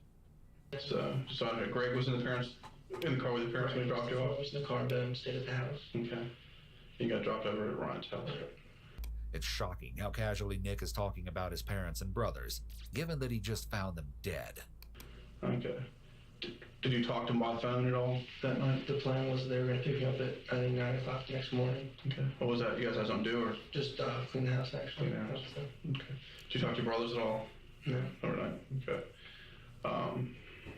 What time did you start calling the house? First call, I think we called just because the kids were to come over tonight and we're saying a little get together. And Right. I called it about 10 o'clock in the morning. This morning? This morning at Okay. Finkel's house, Ben. And I called their cell, where I called all the numbers. Greg's cell, my mom's cell, dad's cell, work, even our Deep Creek house. Okay. A whim. It doesn't really make sense that he was apparently so worried about his family that he called multiple phone numbers to try to get a hold of them, even the home phone of one of their other houses. But he didn't just go down the road to see if they were at home. His friend's house was close to his own home, so he could have easily walked there to check. How gigantic these fucking houses are, bro. What the fuck? Oh, man's is a lawyer, so that makes sense, actually. On his family much earlier in the day. Did they try to call you at all last night? Nothing that you missed or messaged or is there text on yours?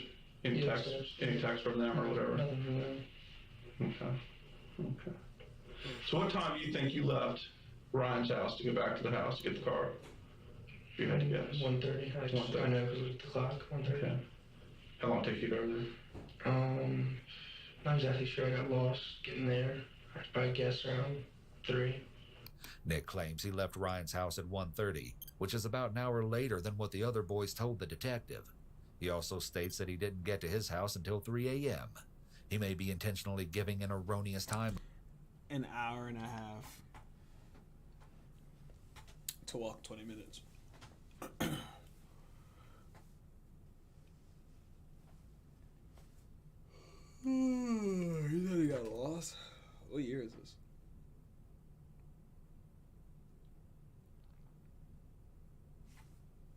Imagine getting line, lost so and it having doesn't all line up with that, him like, being at the map on your house phone. when his family was killed. I noticed that we're being told there's a gun locker in the house. In the basement. What kind of guns your dad have? Big 2 guns, pistol, 40 caliber, 9mm, a little. Do you know what kind they were? I mean, do you know guns at all? Yeah, little Smith & Wesson, 2 both are Smith & Wesson. One was a gift from our uncle, who it's the pistol they use on the Boeing 747 things. Okay. So one of those, and then 30-06 rifle, a couple shotguns. You guys hunt at all, or just? He hunts. I've hunted a couple times. More clay pigeons. We shoot those up at 2 Creek. Okay. So pistol-wise, 9mm, 40 caliber. is it something? 38 special. So Is it a revolver? I mean, it's different. There's Is it? a revolver. It's like a 2-inch barrel, and then there's this World War II old pistol. Okay. With this question Nice. and his answer, the police officer is establishing that, at the very least, he had enough knowledge of the gun locker that he could potentially use the guns inside it. This adds to the likelihood of him being the shooter. I'm not sure what that takes. I was told there's 2 lockers. Is that true? Yes, there's the rifle case, and then there's the ammo / pistol case thing. Okay. So it's 2 different cabinets, I take it? or- Yes. Okay.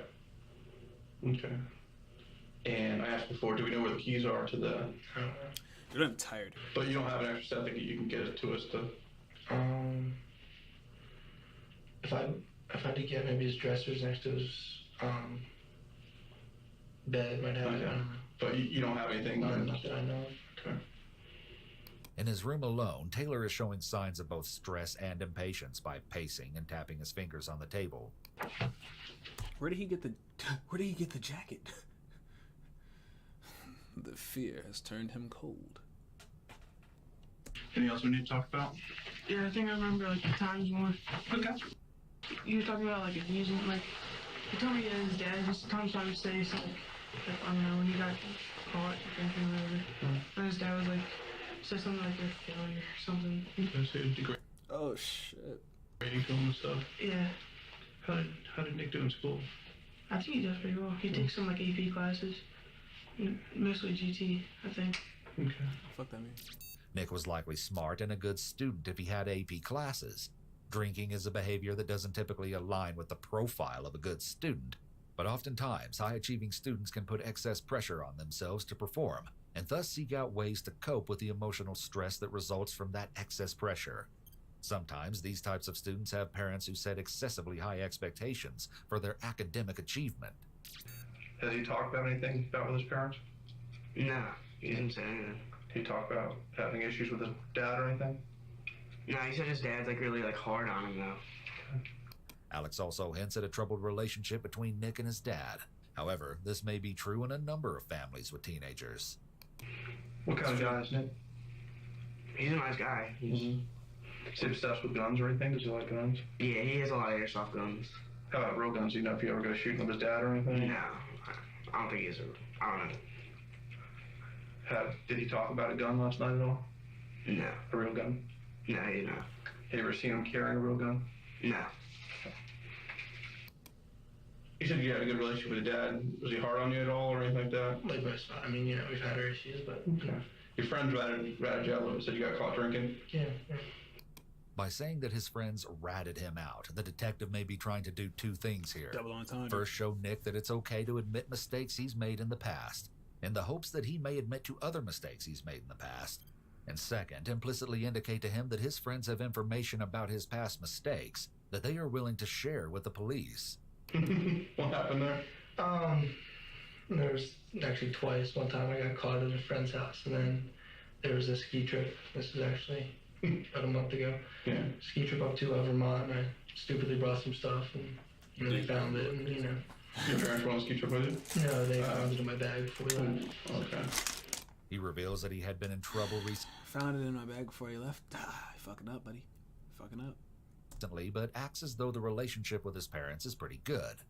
Still, this indicates that Nick seems to have a pattern of disobeying the rules. It's possible that he may have had addictive tendencies if he's bringing alcohol to take with him on a trip.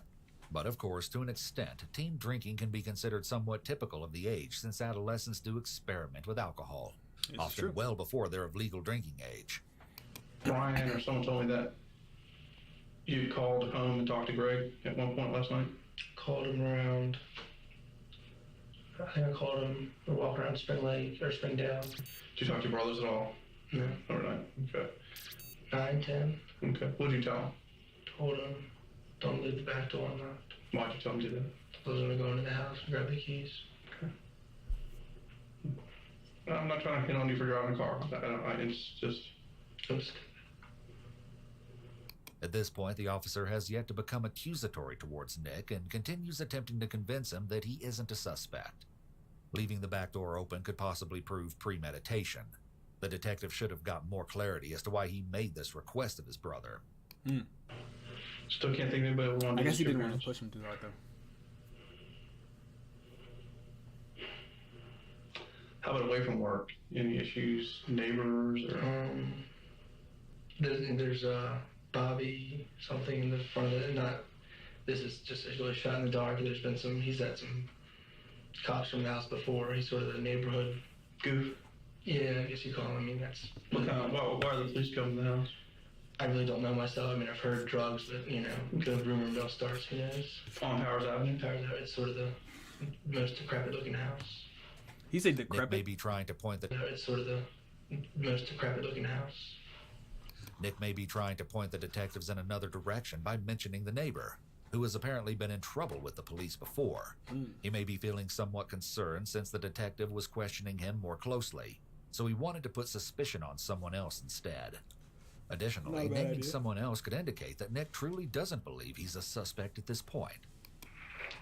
Alright, we'll come down the end here. Okay. What do you say? Alright, we'll come down the end here. Okay. The detective returns and asks a broad, open-ended question to see what Alex may have remembered while sitting alone for an hour. Anything else? He had him sitting in there for an hour, bro.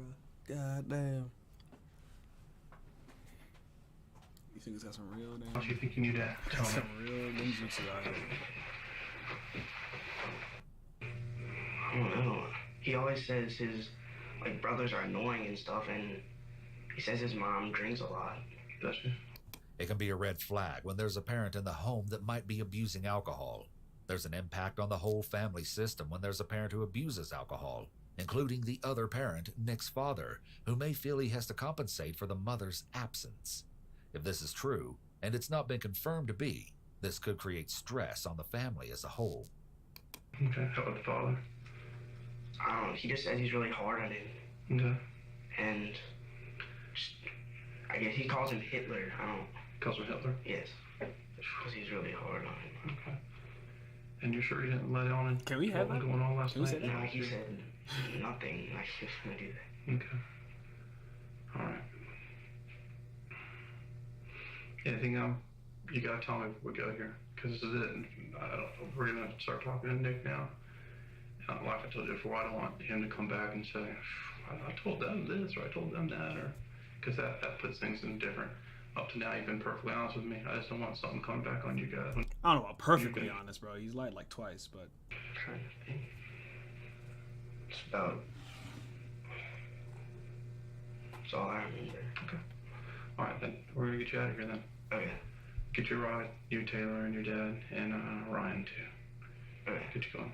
Alex, Ryan, and Taylor are all allowed to leave the police station and go home, while Nick remains alone to continue answering questions. Get ready, because this is where the case really goes off the rail. This is what we're here for, boys. This is what we trained for, right here, gentlemen.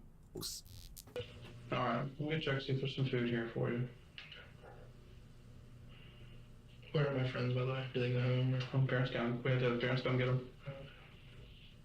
Okay, so you're it? Yep. All right, let me check. From Nick's perspective, he likely doesn't think that the police would provide a meal to a murder suspect, and this puts him further at ease. However, this is actually a common tactic when interrogating someone. People are more likely to open up. Where are your shoes, my nigga? Son, what the fuck? This isn't your house, boy. When they're at ease, and people are more at ease when they're fed. Alright. Thank you. No problem. Eat. Makes us feel a little better, okay? Thank you. Anything else? Need a head or anything? The detective leaves him alone to eat the food he requested. After everything that's happened to his parents and brothers, Nick is able to eat a burger and fries. After he's done eating, Nick moves to a different chair and lays down with his feet up. This shows he feels at ease and relaxed, which is abnormal. It also shows a disrespect for authority. Most 15-year-olds would be afraid to put their feet up and lounge back like that in a police station. He's acting like this is his living room. This could be an indication that he completely does not care about the serious events unfolding all around him. This could also be an indication of a sense of entitlement. Again, this shows a complete lack of concern for what has happened to his family hours ago. Nick has been left alone in the room for over 25 minutes. Hey, Nick, this is my partner. Nice to meet you. The officer re-enters the room and introduces his partner, another police officer. I've been a cop a long time. He said it goes off the rails. He about to hit it with that fuck shit. I'm in homicide. Been here a while. Stuff's just not adding up for me right now. With you, okay? This is the first time that the officer has become accusatory towards Nick, and his intricately woven story is just about to fall to pieces. Tell me why your dad was so pissed at you yesterday. I don't know about intricately. All your friends are saying that your father was uncharacteristically just livid with you yesterday. The detective may be lying to him about his friends saying his dad was mad at him yesterday, as that was not mentioned in any of the 3 interrogations. The detective likely wants Nick to believe that his friends turned on him, so that he will feel he has no choice but to admit the truth. I mean, I see what he wants to see the parents around me. But anyway, what now? He has to, when he dropped me at Fingal's house, he went to the door and made sure that the parents were home. Okay. But everybody's saying that he was ticked off. What was he mad about? He wasn't mad. Is there a reason they would say that? What? Is there a reason that they would say something like that? He's never nice though, I don't think. That's not, they said it was uncharacteristic for him, that usually when he does see them, he's always pleasant. That's why this particular moment stood out to them. Well, I mean, they didn't see him. There was one person, Brian Fingal saw them, so I'm not sure what they're basing their experience. I'm just telling you what they're saying. They didn't see him except for Ryan. Okay. So you're saying he wasn't upset? No, and even if he was, they wouldn't have seen him. So Okay. it all would have come through me, what they, so. All right. But Nick, things aren't adding up here. I don't understand some things that happened here tonight. I think you had something to do with what happened tonight. If he were innocent, you might expect him to immediately and strongly deny killing his family, but he's silent. His mind is likely racing, as he may have thought he got away with it since the detective was so personable, and the interview was very non-threatening in the beginning. I think that you killed your family. Oh shit. And the thing is, the more you lie, the deeper it gets. The implication is that if he were to come clean, he could receive lesser punishment, and that if he lies, his punishment will be worse. Nick has already waived his right to remain silent and hasn't since invoked that right. There's got to be a reason why you did this. The officers say, we need to know why, but legally speaking, they actually don't. Although a motive may help a grieving family receive closure, proving a motive isn't actually legally required to prove murder. You just have to prove that the suspect killed a person and had the intent to kill that person. While it's true that judges can't use a criminal's honesty in determining an appropriate punishment, punishment for first-degree murder can only be so lenient, so the officer's statement isn't entirely accurate. Even then, it's actually not illegal for a police officer to lie about the effects of confessing.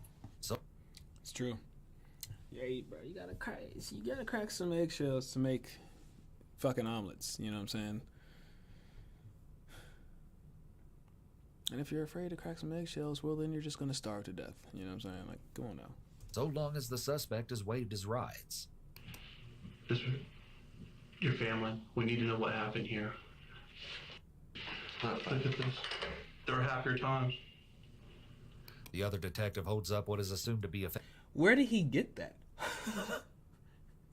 family picture, likely trying to appeal to Nick's emotions. Nobody broke into the house last night. Joe. Yeah, it had to be you. Nobody else did this. You know where we found the keys for the gun locker? Where? You tell me. You know where they are. We searched the house. Yeah, you do. They're under your mattress. In your room. Neighbor, what?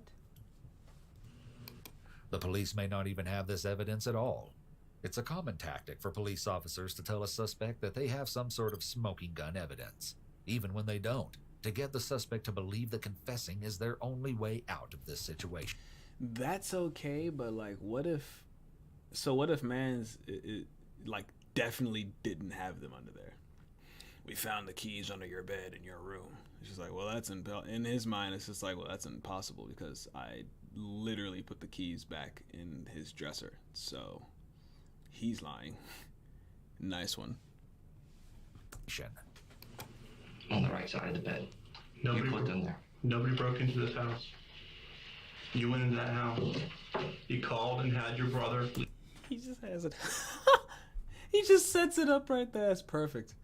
Leave the door open. The hell was that? The officers recall that Nick called Greg and had him leave the door open. Because the first officer allowed him to tell his own version of events earlier, he now has something to convince him that lying is of no use. There's no other explanation. Yes, you did. And the more you lie, the deeper it's going to get for you. You're 15 years old. You really do still have a life ahead of you. But the more you lie, the deeper it gets for you. I mean, do you want people to look at you as a cold-blooded killer? Or somebody that just made a mistake? The second officer utilizes a classic technique of the Reed method of interrogation, asking Nick if he is a cold-blooded killer. With this technique, an officer suggests two alternative reasons why the suspect committed the crime, with one of the responses being somewhat more socially acceptable. Even if he admits to the more socially acceptable option, he would nonetheless be confessing. Nobody else did it. Tell me how the keys got under your mattress. Nobody broke into your house. Damn, you fucked up by not knowing what you did with the keys, big man. I'm not gonna lie to you. You killed your family. The only gun missing is a 9mm. Hey, Why? Was it your father? Millimeter. Didn't kill him. You did. You killed your family. His denials are in a soft whisper.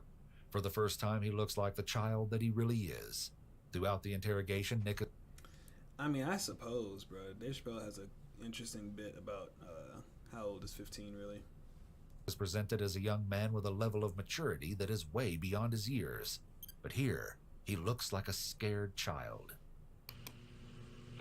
Why did you call your father Adolf Hitler?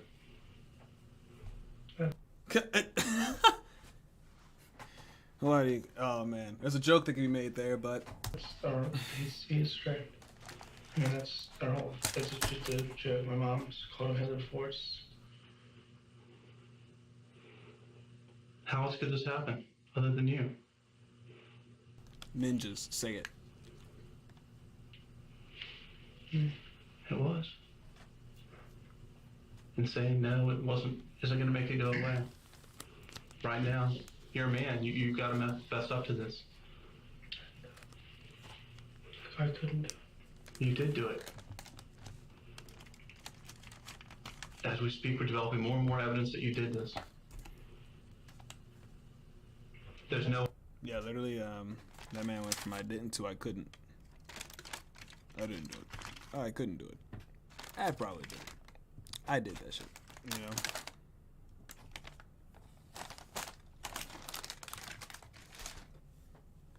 No other explanation for what? There's no other explanation for what we're finding other than that you did it. What evidence is it that I did it? You'll see. Show me now. You'll see. Yes, you did. You lied to us. You lied to us about you contacting your brother. You lied to us about the keys. I never lied about contacting my brother. I told you that. He only told me after I pointed it out to you that you did it. I didn't. And the keys to the gun locker are in your bed, or under your bed. There's no other explanation. Nobody broke into this house. It was you. You left your friends. What happened? Why? Explain to us why this would have happened. There's no reason for me to kill. I love They provide me with everything I want, but they were strict. The detectives mention a possible motive that Nick's parents were strict, which he brought up himself throughout the interrogation. The detective is using this information to see if he will downplay the issues he has with his father to avoid appearing like he has a motive. Nick is more mature for his age, so it's likely that being controlled by his parents was a significant source of stress for him. Plus, if he does have antisocial personality disorder, then there's even more reason for him to have an intense resentment towards his parents for being strict and controlling him. People with APD are extremely self-centered and self-serving. They typically like to manipulate and control other people. They certainly don't respond kindly to anyone who tries to control them. So much so that people with APD don't even respect people in authority positions, like police officers or judges. They see themselves as superior to everyone because of their grandiosity and inflated self-image. So they were strict. That's not a reason to kill somebody. We talk to people every day who love their wives, love their children, love their babies, love their friends, and they sit right where you're sitting. They love them too. But things happen. We're human beings. Things upset people. And this is one of the ways that they act out. The second officer is once again attempting to use the Reed technique by saying, things happen, we're human beings. The officer is trying to empathize with him, and maybe trying to normalize the killings, by making murder sound so normal and that other people do the same thing. It makes it easier for Nick to confess. That's an interesting concept, son. Because considering how everybody, like, that shit happens literally everywhere and how often it does happen, you can argue that it is normal, son. I'm not gonna lie.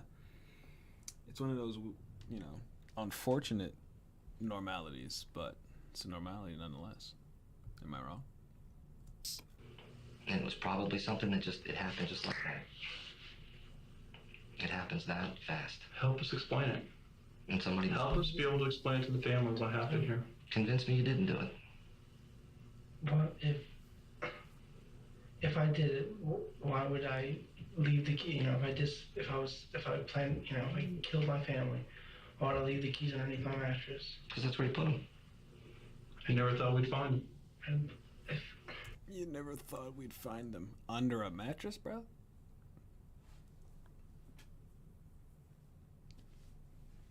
Oh, it's under the mattress, not under the bed. I mean, still though. You didn't know we were we're turning your house upside down. We're finding things, cell phones, all kinds of stuff. It's not the end of the world, but if you're gonna sit here and lie, it's gonna be problems. Listen again. People sit in that chair every day and say the same things that you're saying. And believe me, when they're done, they feel much better. We wouldn't be sitting here talking to you like we are if we didn't think you did it. I know your friends didn't do it. I know nobody broke into that house last night. I didn't need the back doors open. Still, it's breaking in. Nobody did that. Your parents were supposed to come get you at 9 o'clock this morning. You don't bother going home to check on them all day. You knew you were supposed to go home and clean the house. Instead, you go to the mall. You knew you didn't have to. And that's why. Go home. I didn't want to go home. I wanted to go to the mall. I knew I had to clean the house. So I didn't want to do that. So I brought it back, called them, left messages, and they couldn't be mad at me. Why didn't you just walk in? So I went to the mall. I didn't want to clean the house. Doesn't make sense. Why not? What? Because your parents are strict. Right? You knew what you were supposed to do. And yeah, my parents, but I still make mistakes. I mean, that's not a mistake. No, not the. I mean, they're strict, but they're not that. For example, so 3 weekends ago, the alcohol that I told you about, I wasn't grounded for that. Obviously, I wasn't. I was at a friend's house 2 weekends later. I mean, they can be strict, but they're not. You know. Then why did it happen? You did. And we know you did. How much longer does this go on?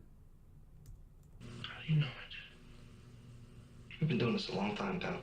What? And the police are still at your house. Everything points to you. Everything.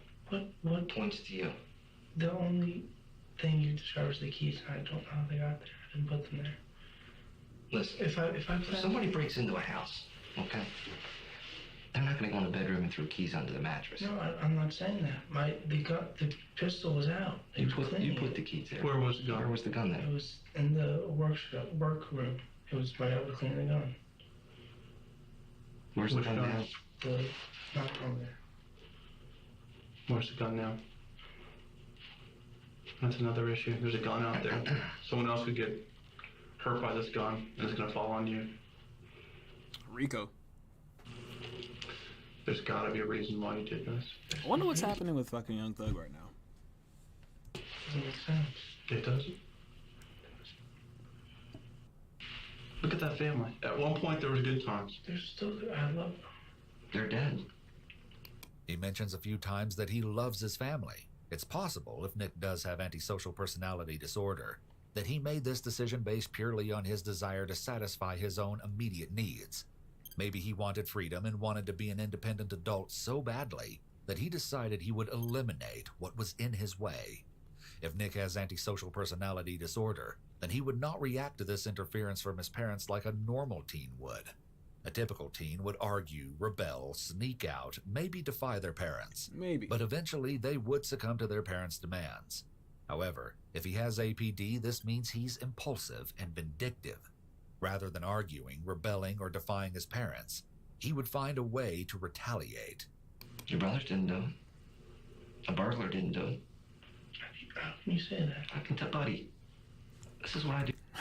Buddy. How could you say that, nigga? Do you know who I am?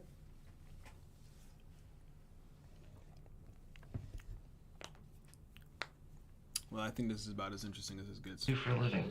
I've been doing it for 22 years. You know how many burglaries I've been to? You know how many homicides I've been to? I sit here every day talking to people just like you. I didn't do it. I didn't do it. I didn't do it. And this just goes on and on and on. And you did do it. If you didn't do it, you wouldn't be sitting here. I'm telling you right now. Nobody broke into that house. How can you be so sure? I'm positive. I'm 100% positive that nobody broke into that house. Was anything taken? I've been to plenty of burglaries. I know what a burglar looks like. When you walk into a home and the house has been burglarized. Your house wasn't burglarized. This was no burglary? Nobody broke in. Nobody went in there and killed your family. You did it. You had a reason to do it. Yeah, you did. What would my reason be? Your father was pissed at you last night. Maybe he didn't like your lifestyle. I don't know. How could I not like my lifestyle? I go to my summer house every 2 weekends. I get whatever I want. I get it. I mean, people do it every day. Why do people walk into schools and shoot all their friends? He's not wrong. Because they're picked on. They don't enjoy it. I enjoy my life a lot. Okay. Again, I know people that love their children. They kill their children. People love their babies, but they kill their babies. It's true. People kill other human beings. This is an armed robbery. The craziest interrogation you'll ever see. By your whole family being dead. We're gonna have to watch that. You make out the most. I'm sure your father was well insured. Your mom was well insured. Now everything's yours. So you coldly killed your parents? And there's got to be another reason why you did this other than insurance money. That's the way you're going to be looked at. The 15-year-old killed his family for money. I didn't kill my family. Yeah, you did. For money. We can do this all night, man. It wasn't anybody else. I got you for 3 minutes. Yeah, you did. I'm telling you, you did. Everything about it, the way you act, you're acting as if you're a guilty man. We've interviewed hundreds of people in these rooms. Hundreds of people. I guess they end up. They all fit your mold.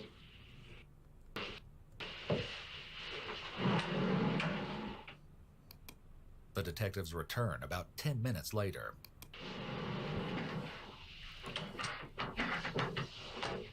Why are you telling us this big story about going the keys when the keys are in the pocket of your jacket? What? Oh no. They pulled out that bullshit.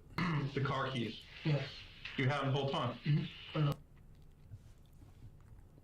Why is that normal? That's my friends in Thailand. Again, an untruth. Why did you do this? You keep saying that. Who did it? Who would do it? What kind of person would do this? I don't know. What part of what we're saying don't you understand? Is there I anything? don't see how one set of keys to. Why are they under your bed? My parents, if they want me to, to get. This is a burglar. To get Come the on. keys. That's cool. Come on.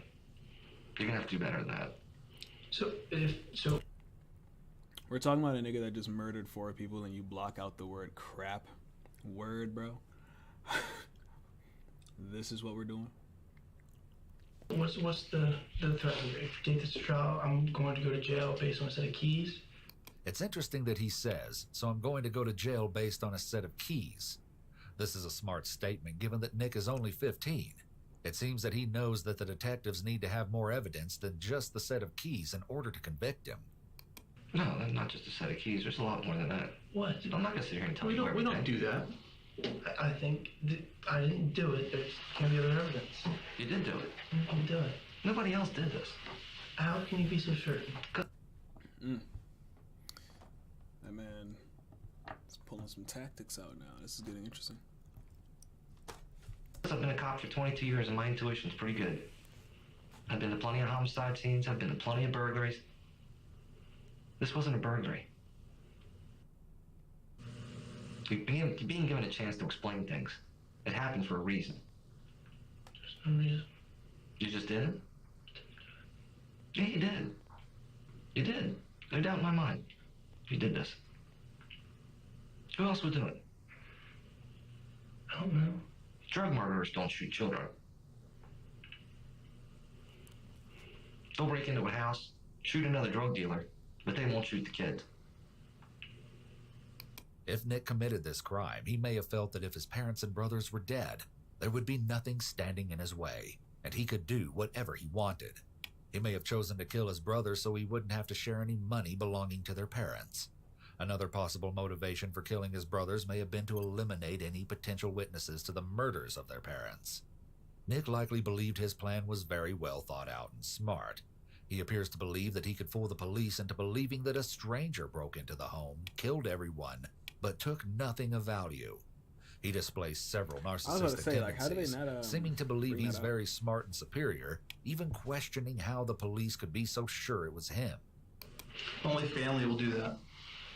Only another person in family would do that. We know that from experience. What reason would I have to kill my brothers? That's what we're trying to find out. They got no pictures of the actual, of the dearly departed. Alright, well, this is about as far as it gets, I guess. You were a stone cold killer that killed his family. I didn't do it. It's also noteworthy to mention here that people with antisocial personality disorder and other personality disorders often dissociate, meaning that they disconnect from thoughts, memories, and feelings. This is often how these individuals are able to carry out horrific acts of violence.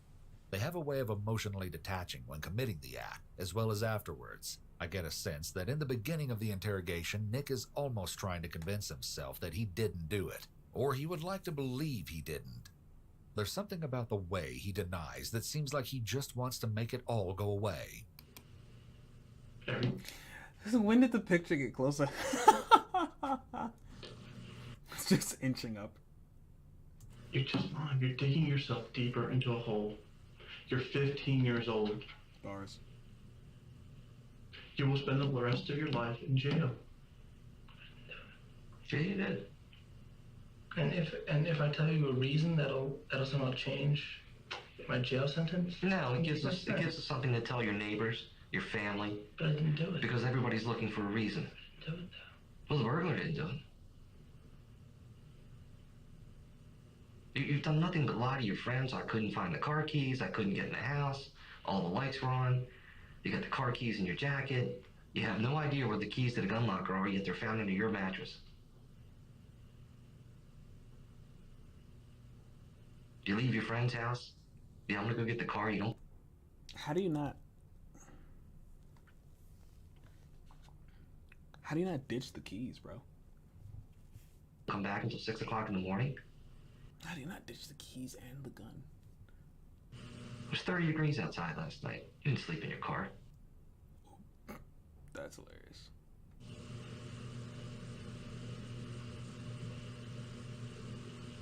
You didn't know what to do. That's the problem.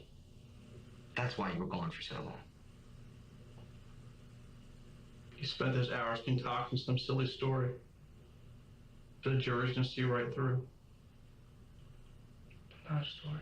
Well, maybe you didn't do that, but you didn't know what to do. I mean, you're claiming that you wake up and all the lights are on. But you know that something's wrong. Why didn't you go in? You knew the back door was open. I never saw the lights were on. The lights in my parents' bedroom. You said earlier that all of the lights were on. You fell asleep, you woke up, all of the lights were still on. I said my parents' bedroom was lights were on. You said all the lights. All of the lights. You did. It's on film. The keys were, or my parents were, the lights were on in the house. The lights were on in the house. This is the problem. You can't keep track of what you're saying now. You can't keep track of what you're saying. You can't keep track of it. You asked me where my parents' bedroom was. You haven't shed one tear for your family. Bro, pulling out big cards late game is hilarious. Holy shit. No response. You're totally unemotional about this. You walk into a house, your whole family's murdered, and you say, I didn't do it. Why would I do it? I was in my friend's house. So crying would make you... Crying would make you believe that? I think you're trying to convince yourself. You're doing a terrible job of convincing me. Horrible job. Terrible job. I have to convince you. Yeah, you do. Well, actually,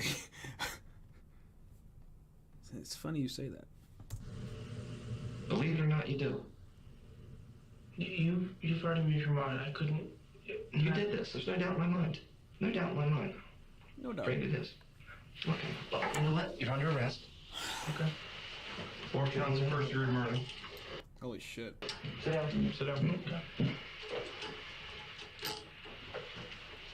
Is that why this is here? Does this even connect to anything? I don't think it does.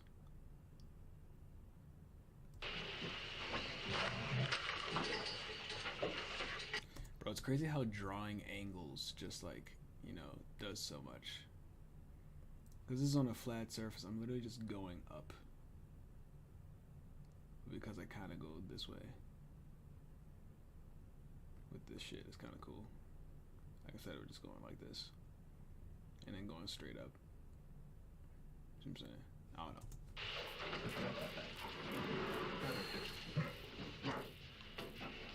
The detectives have tried several different tactics to get Nick to confess. First, they suggested that his friends had turned on him and told police his dad had been mad at him. Then they appealed to his emotions by showing him a family photo repeatedly. They pointed out all the lies he's already told. They also tried to see if he cared about his image, prompting him to give a reason for the killing so he wouldn't be labeled as a cold-hearted killer. However, none of this worked. Being arrested and handcuffed will likely scare Nick and make him realize the seriousness of his situation. I guess. Leaving him alone right after is strategic, as isolation may increase his stress and put the pressure on him to finally confess. While left alone handcuffed to the wall and table, Nick once again falls asleep. He's alone for around 40 minutes. He said he fell asleep pulling a Nezuko. The sound of the door wakes him up from sleeping. His ability to sleep in this situation is disturbing. The first detective returns to the room alone, likely posing as the good cop as he removes the handcuffs. Nick may be more likely to be honest with him because he may feel that he's on his side. Nick, I'm just trying to help you out. Just trying to help you out. The old good cop, bad cop. Classic line. I'm trying to figure out what happened here. I mean, this is a horrible tragedy. You know that. Yeah, it is. But I didn't do it. Very convincing. We know that all the lights off were in the house. That all the lights were off. There are no lights on in the house when you went there. The detective immediately confronts him with his lie about the lights being on in the house.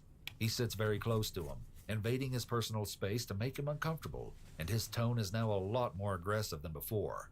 This is an interrogation technique from the Reed method, which is called positive confrontation. The detective confronts the suspect with evidence or contradictions from what they said earlier with a definitive tone, and aggressively explaining that they know based on evidence that the suspect lied. I mean, see, all these little lies, all these untruths. Alright. Maybe I talked wrong, but I mean, I know that light was on. Forget what I said, what, you know. Okay. I mean, that light, I know that was on. What do you want me to say? Say, I want to know why. I want to know why. If there's a reason, I still go to jail. Nick's response that even if there's a reason I still go to jail is very revealing, as an innocent person would not make such a statement. If there was any doubt in him being guilty, this statement certainly confirms that he did it. I mean, but you understand, there are mitigating factors in the world. There's a cold things that tend to lessen severity of punishment. blooded killer, and there's a reason why people do things. And there are differences. There's differences in the way things are perceived, the way people hear things. Yeah, inevitably, it could determine the way you live out your life. Yeah. You can live it out as a cold-blooded killer who just killed 4 members of the family, first-degree murder, or maybe there was a reason, however, whatever it might be, there may be a reason. He's still going to jail.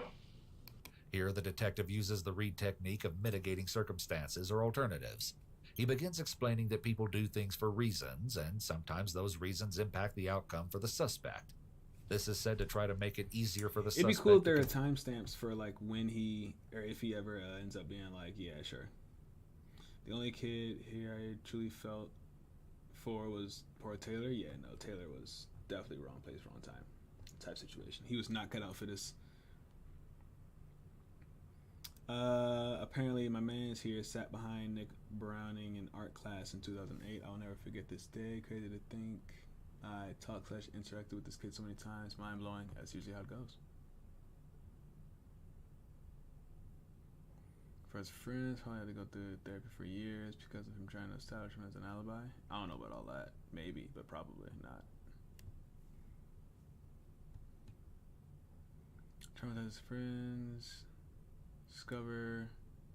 Never unsee. That is true. Confess and feel less judged. It will also make the suspect believe that maybe what they did is justified, or at least somewhat understandable. Even if the suspects lie about why they did what they did, the police still have a confession to the crime on record. But why? Why? You know, if there's an explanation, people want to hear this. People don't want to shut off a 15-year-old kid. They want to know why.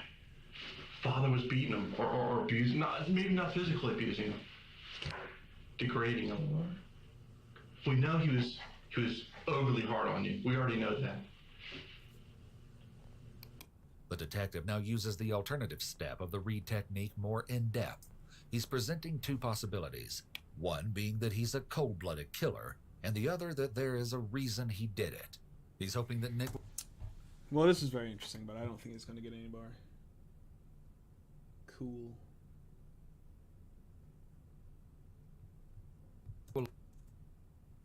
As evidenced by him frequently rubbing his hand through his hair, which... I'm not here to bullshit you. You may think that. That's fine. I think you're trying to bullshit me. It doesn't seem, to pull, just saying it, say some reason doesn't seem to be very compelling. Because I'm still going to jail regardless. But if I take it to court, and what if I win? Then that's a heck of a gamble, isn't it? But the rest of your life is a heck of a gamble. Oh, what a rush. As opposed to what? It's not... To a lesser amount of time? A lesser amount of time, but if it's still 30 years, that's my life. But what if... He's not wrong. If it's not? What if it's a mitigating factor strong enough? There's no mitigating factor, though. See, there is. So you're trying to play in your head. I know you. I know what you're doing here. I know, maybe not know you, but I know the type of person. Because I've seen the person here in the same exact seat before. There's no mitigating factor. Well, you want someone to come here and promise you, well, because I was mentally abused, that's why I did this, I'm only going to give you 5 years. That's what you want, right? That's what you want. But I can't give it to you right now. I can't say that. But I can certainly take what you tell me and give it to the right people. This is it.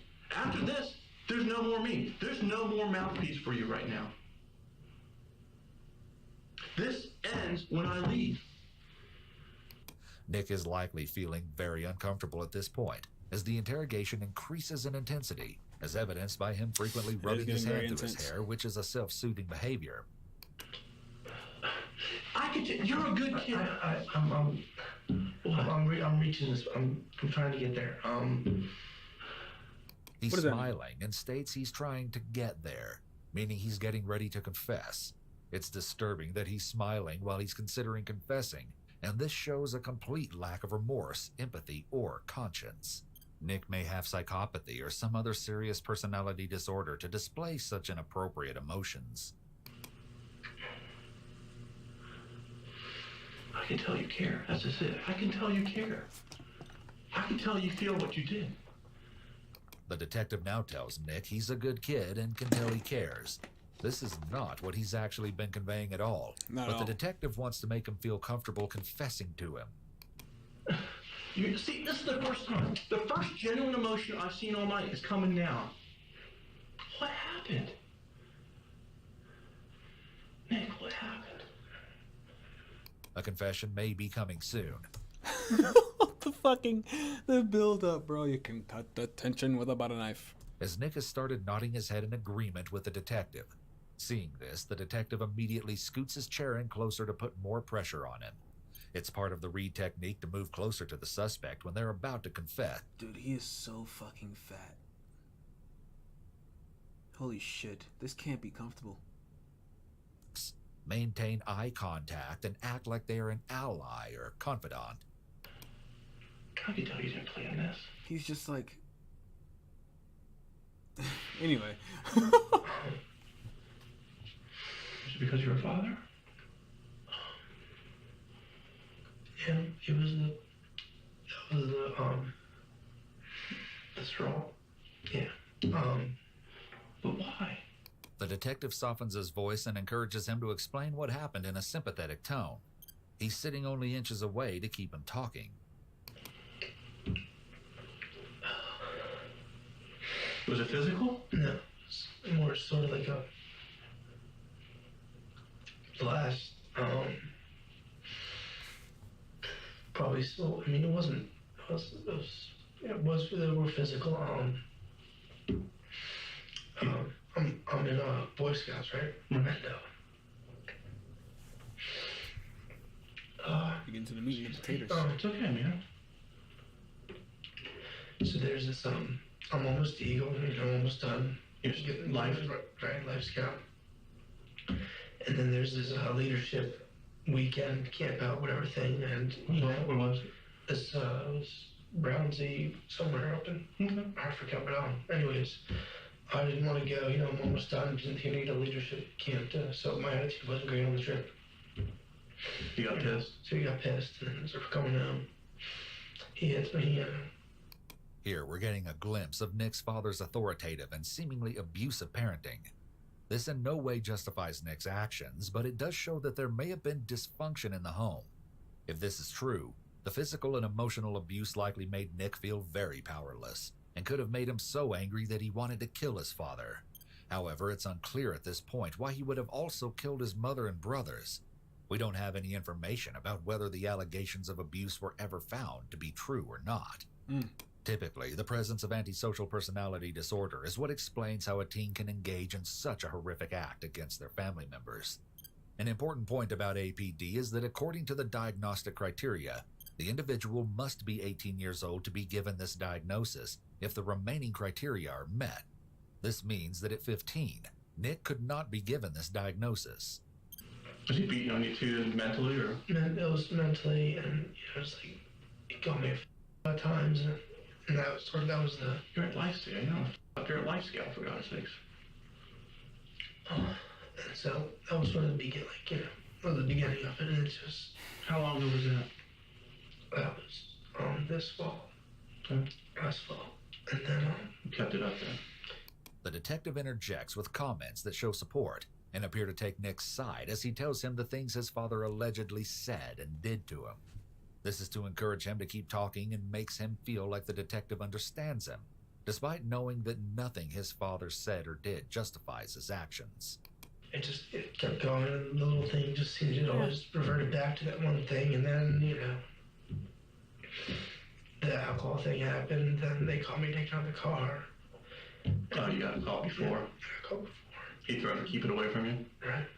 And, But the whole time your grades are good? Everything else is? grades were good, and last freshman year, I got a D one quarter, but then I got an A the next quarter, so I got a You B made in it a up. row. So that But he's harping on the D.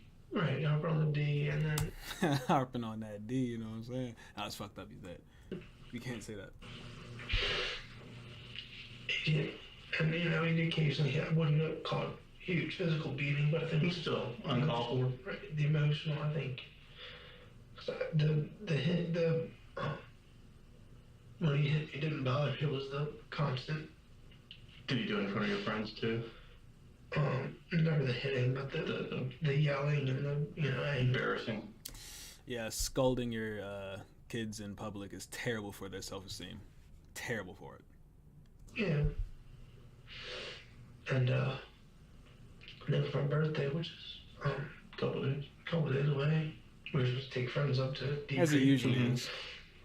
And this last weekend, he was uptight as usual. And did he drink or anything? Or? No, it was never really alcohol. It was just he's overstressed, I think. Okay.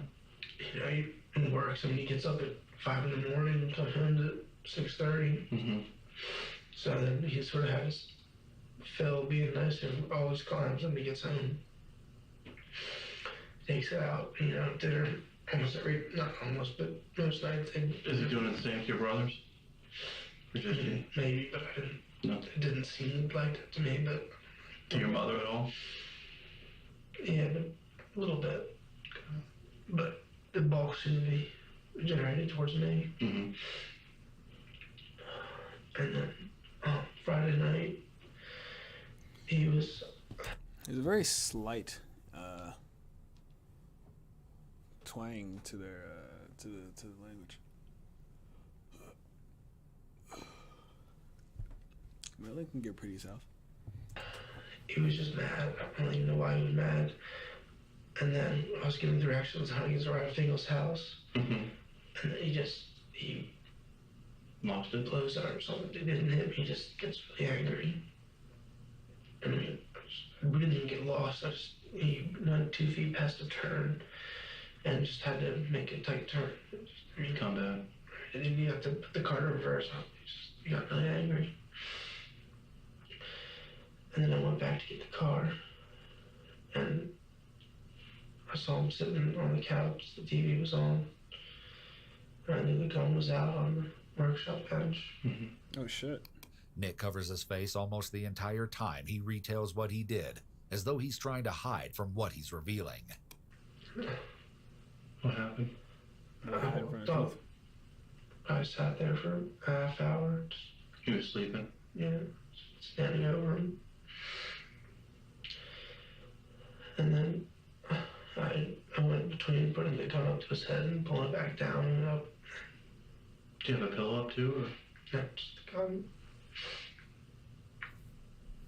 Holy shit. Gun was. And I'm not sure if I meant to pull the trigger or if it just went off. It just. The way he explains the story, it doesn't sound as if he had planned to kill his father that night. But when he saw the gun sitting out and his father asleep, he saw an opportunity and took it. This may be the truth, or he may have gone over with the intention of killing them. Even if he decided while at the house, he could still be charged with first-degree murder. Premeditation doesn't have to mean pre-planning. Even a few minutes of thought prior to an action or a break in the attack after which the perpetrator continues attacking can be enough for the premeditation element of first-degree murder. His claim that he doesn't know if he meant to pull the trigger could be Nick's way of trying to distance himself from fully taking responsibility for what he did. It's also possible that he was partially telling the truth. He may have been wavering in his decision on whether or not to shoot him. The longer he held the gun in his hand, the more his confidence may have built up until he finally pulled the trigger. And then once that happened, I freaked out, and I thought, they'd all come down, but I don't even know if they woke up or whatever, but so I sat on the couch and they were up, and In many ways, it's a greater indication of a total lack of empathy and poor moral conscience when a person has an opportunity to reconsider their actions, but they go through with the murder anyway. Even if Nick was out of it, as he said, or overcome with emotions in the moment, he still had moments in those 30 minutes where he must have realized the significance of his actions. He said he stood over here for 30 minutes thinking about it. I couldn't just walk away from that. And then I shot my mom. And then She's still sleeping? Yeah. I waited for a little bit, then I think she went back to sleep. I shot her. His confession about shooting his mother while she was sleeping removes any kind of justification for the killing, as she wasn't even a witness to the father being killed. Both parents' murders were totally unprovoked, as they were sleeping when they were shot. Shooting someone allows the killer to not only be physically further from the victim, but also more emotionally detached from the killing. It's true. Same can be said about using drones, but we ain't talking about that right now. Why the brothers, man? I thought no one was there to say anything that my story would go, because I was the only one. Just got scared. The man said he got scared, so he clapped everyone. That's wild. Revelation that he killed his brother solely for self-serving purposes shows how truly cold-blooded he is, and how he is solely concerned about himself. He may have been angry with his father or frustrated with the rules or boundaries his parents set, so he thought if he eliminated them, his problems would go away. He may have believed that his life would be better on his own, but he likely didn't think about the long-term consequences of his actions. He could have been afraid that if his brothers were alive, they might point fingers at him or recall fights Nick had with his dad, which would give away his guilt. So he felt he had to kill everyone. It just happened.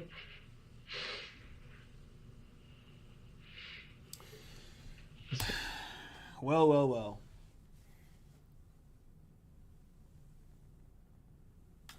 That was quite the roller coaster, I suppose. I've seen cooler ones.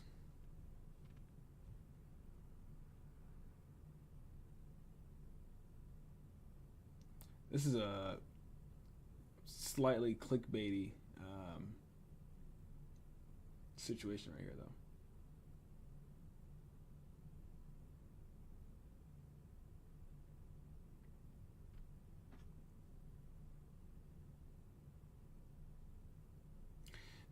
These are all so interesting. Yeah, I think we know what we're going to be looking at here. But hey, this is a bit of a test stream, if we're going to be honest. We weren't even supposed to be here for this long, but here we are. We might have a little something. We might have something planned out here. Something worked out.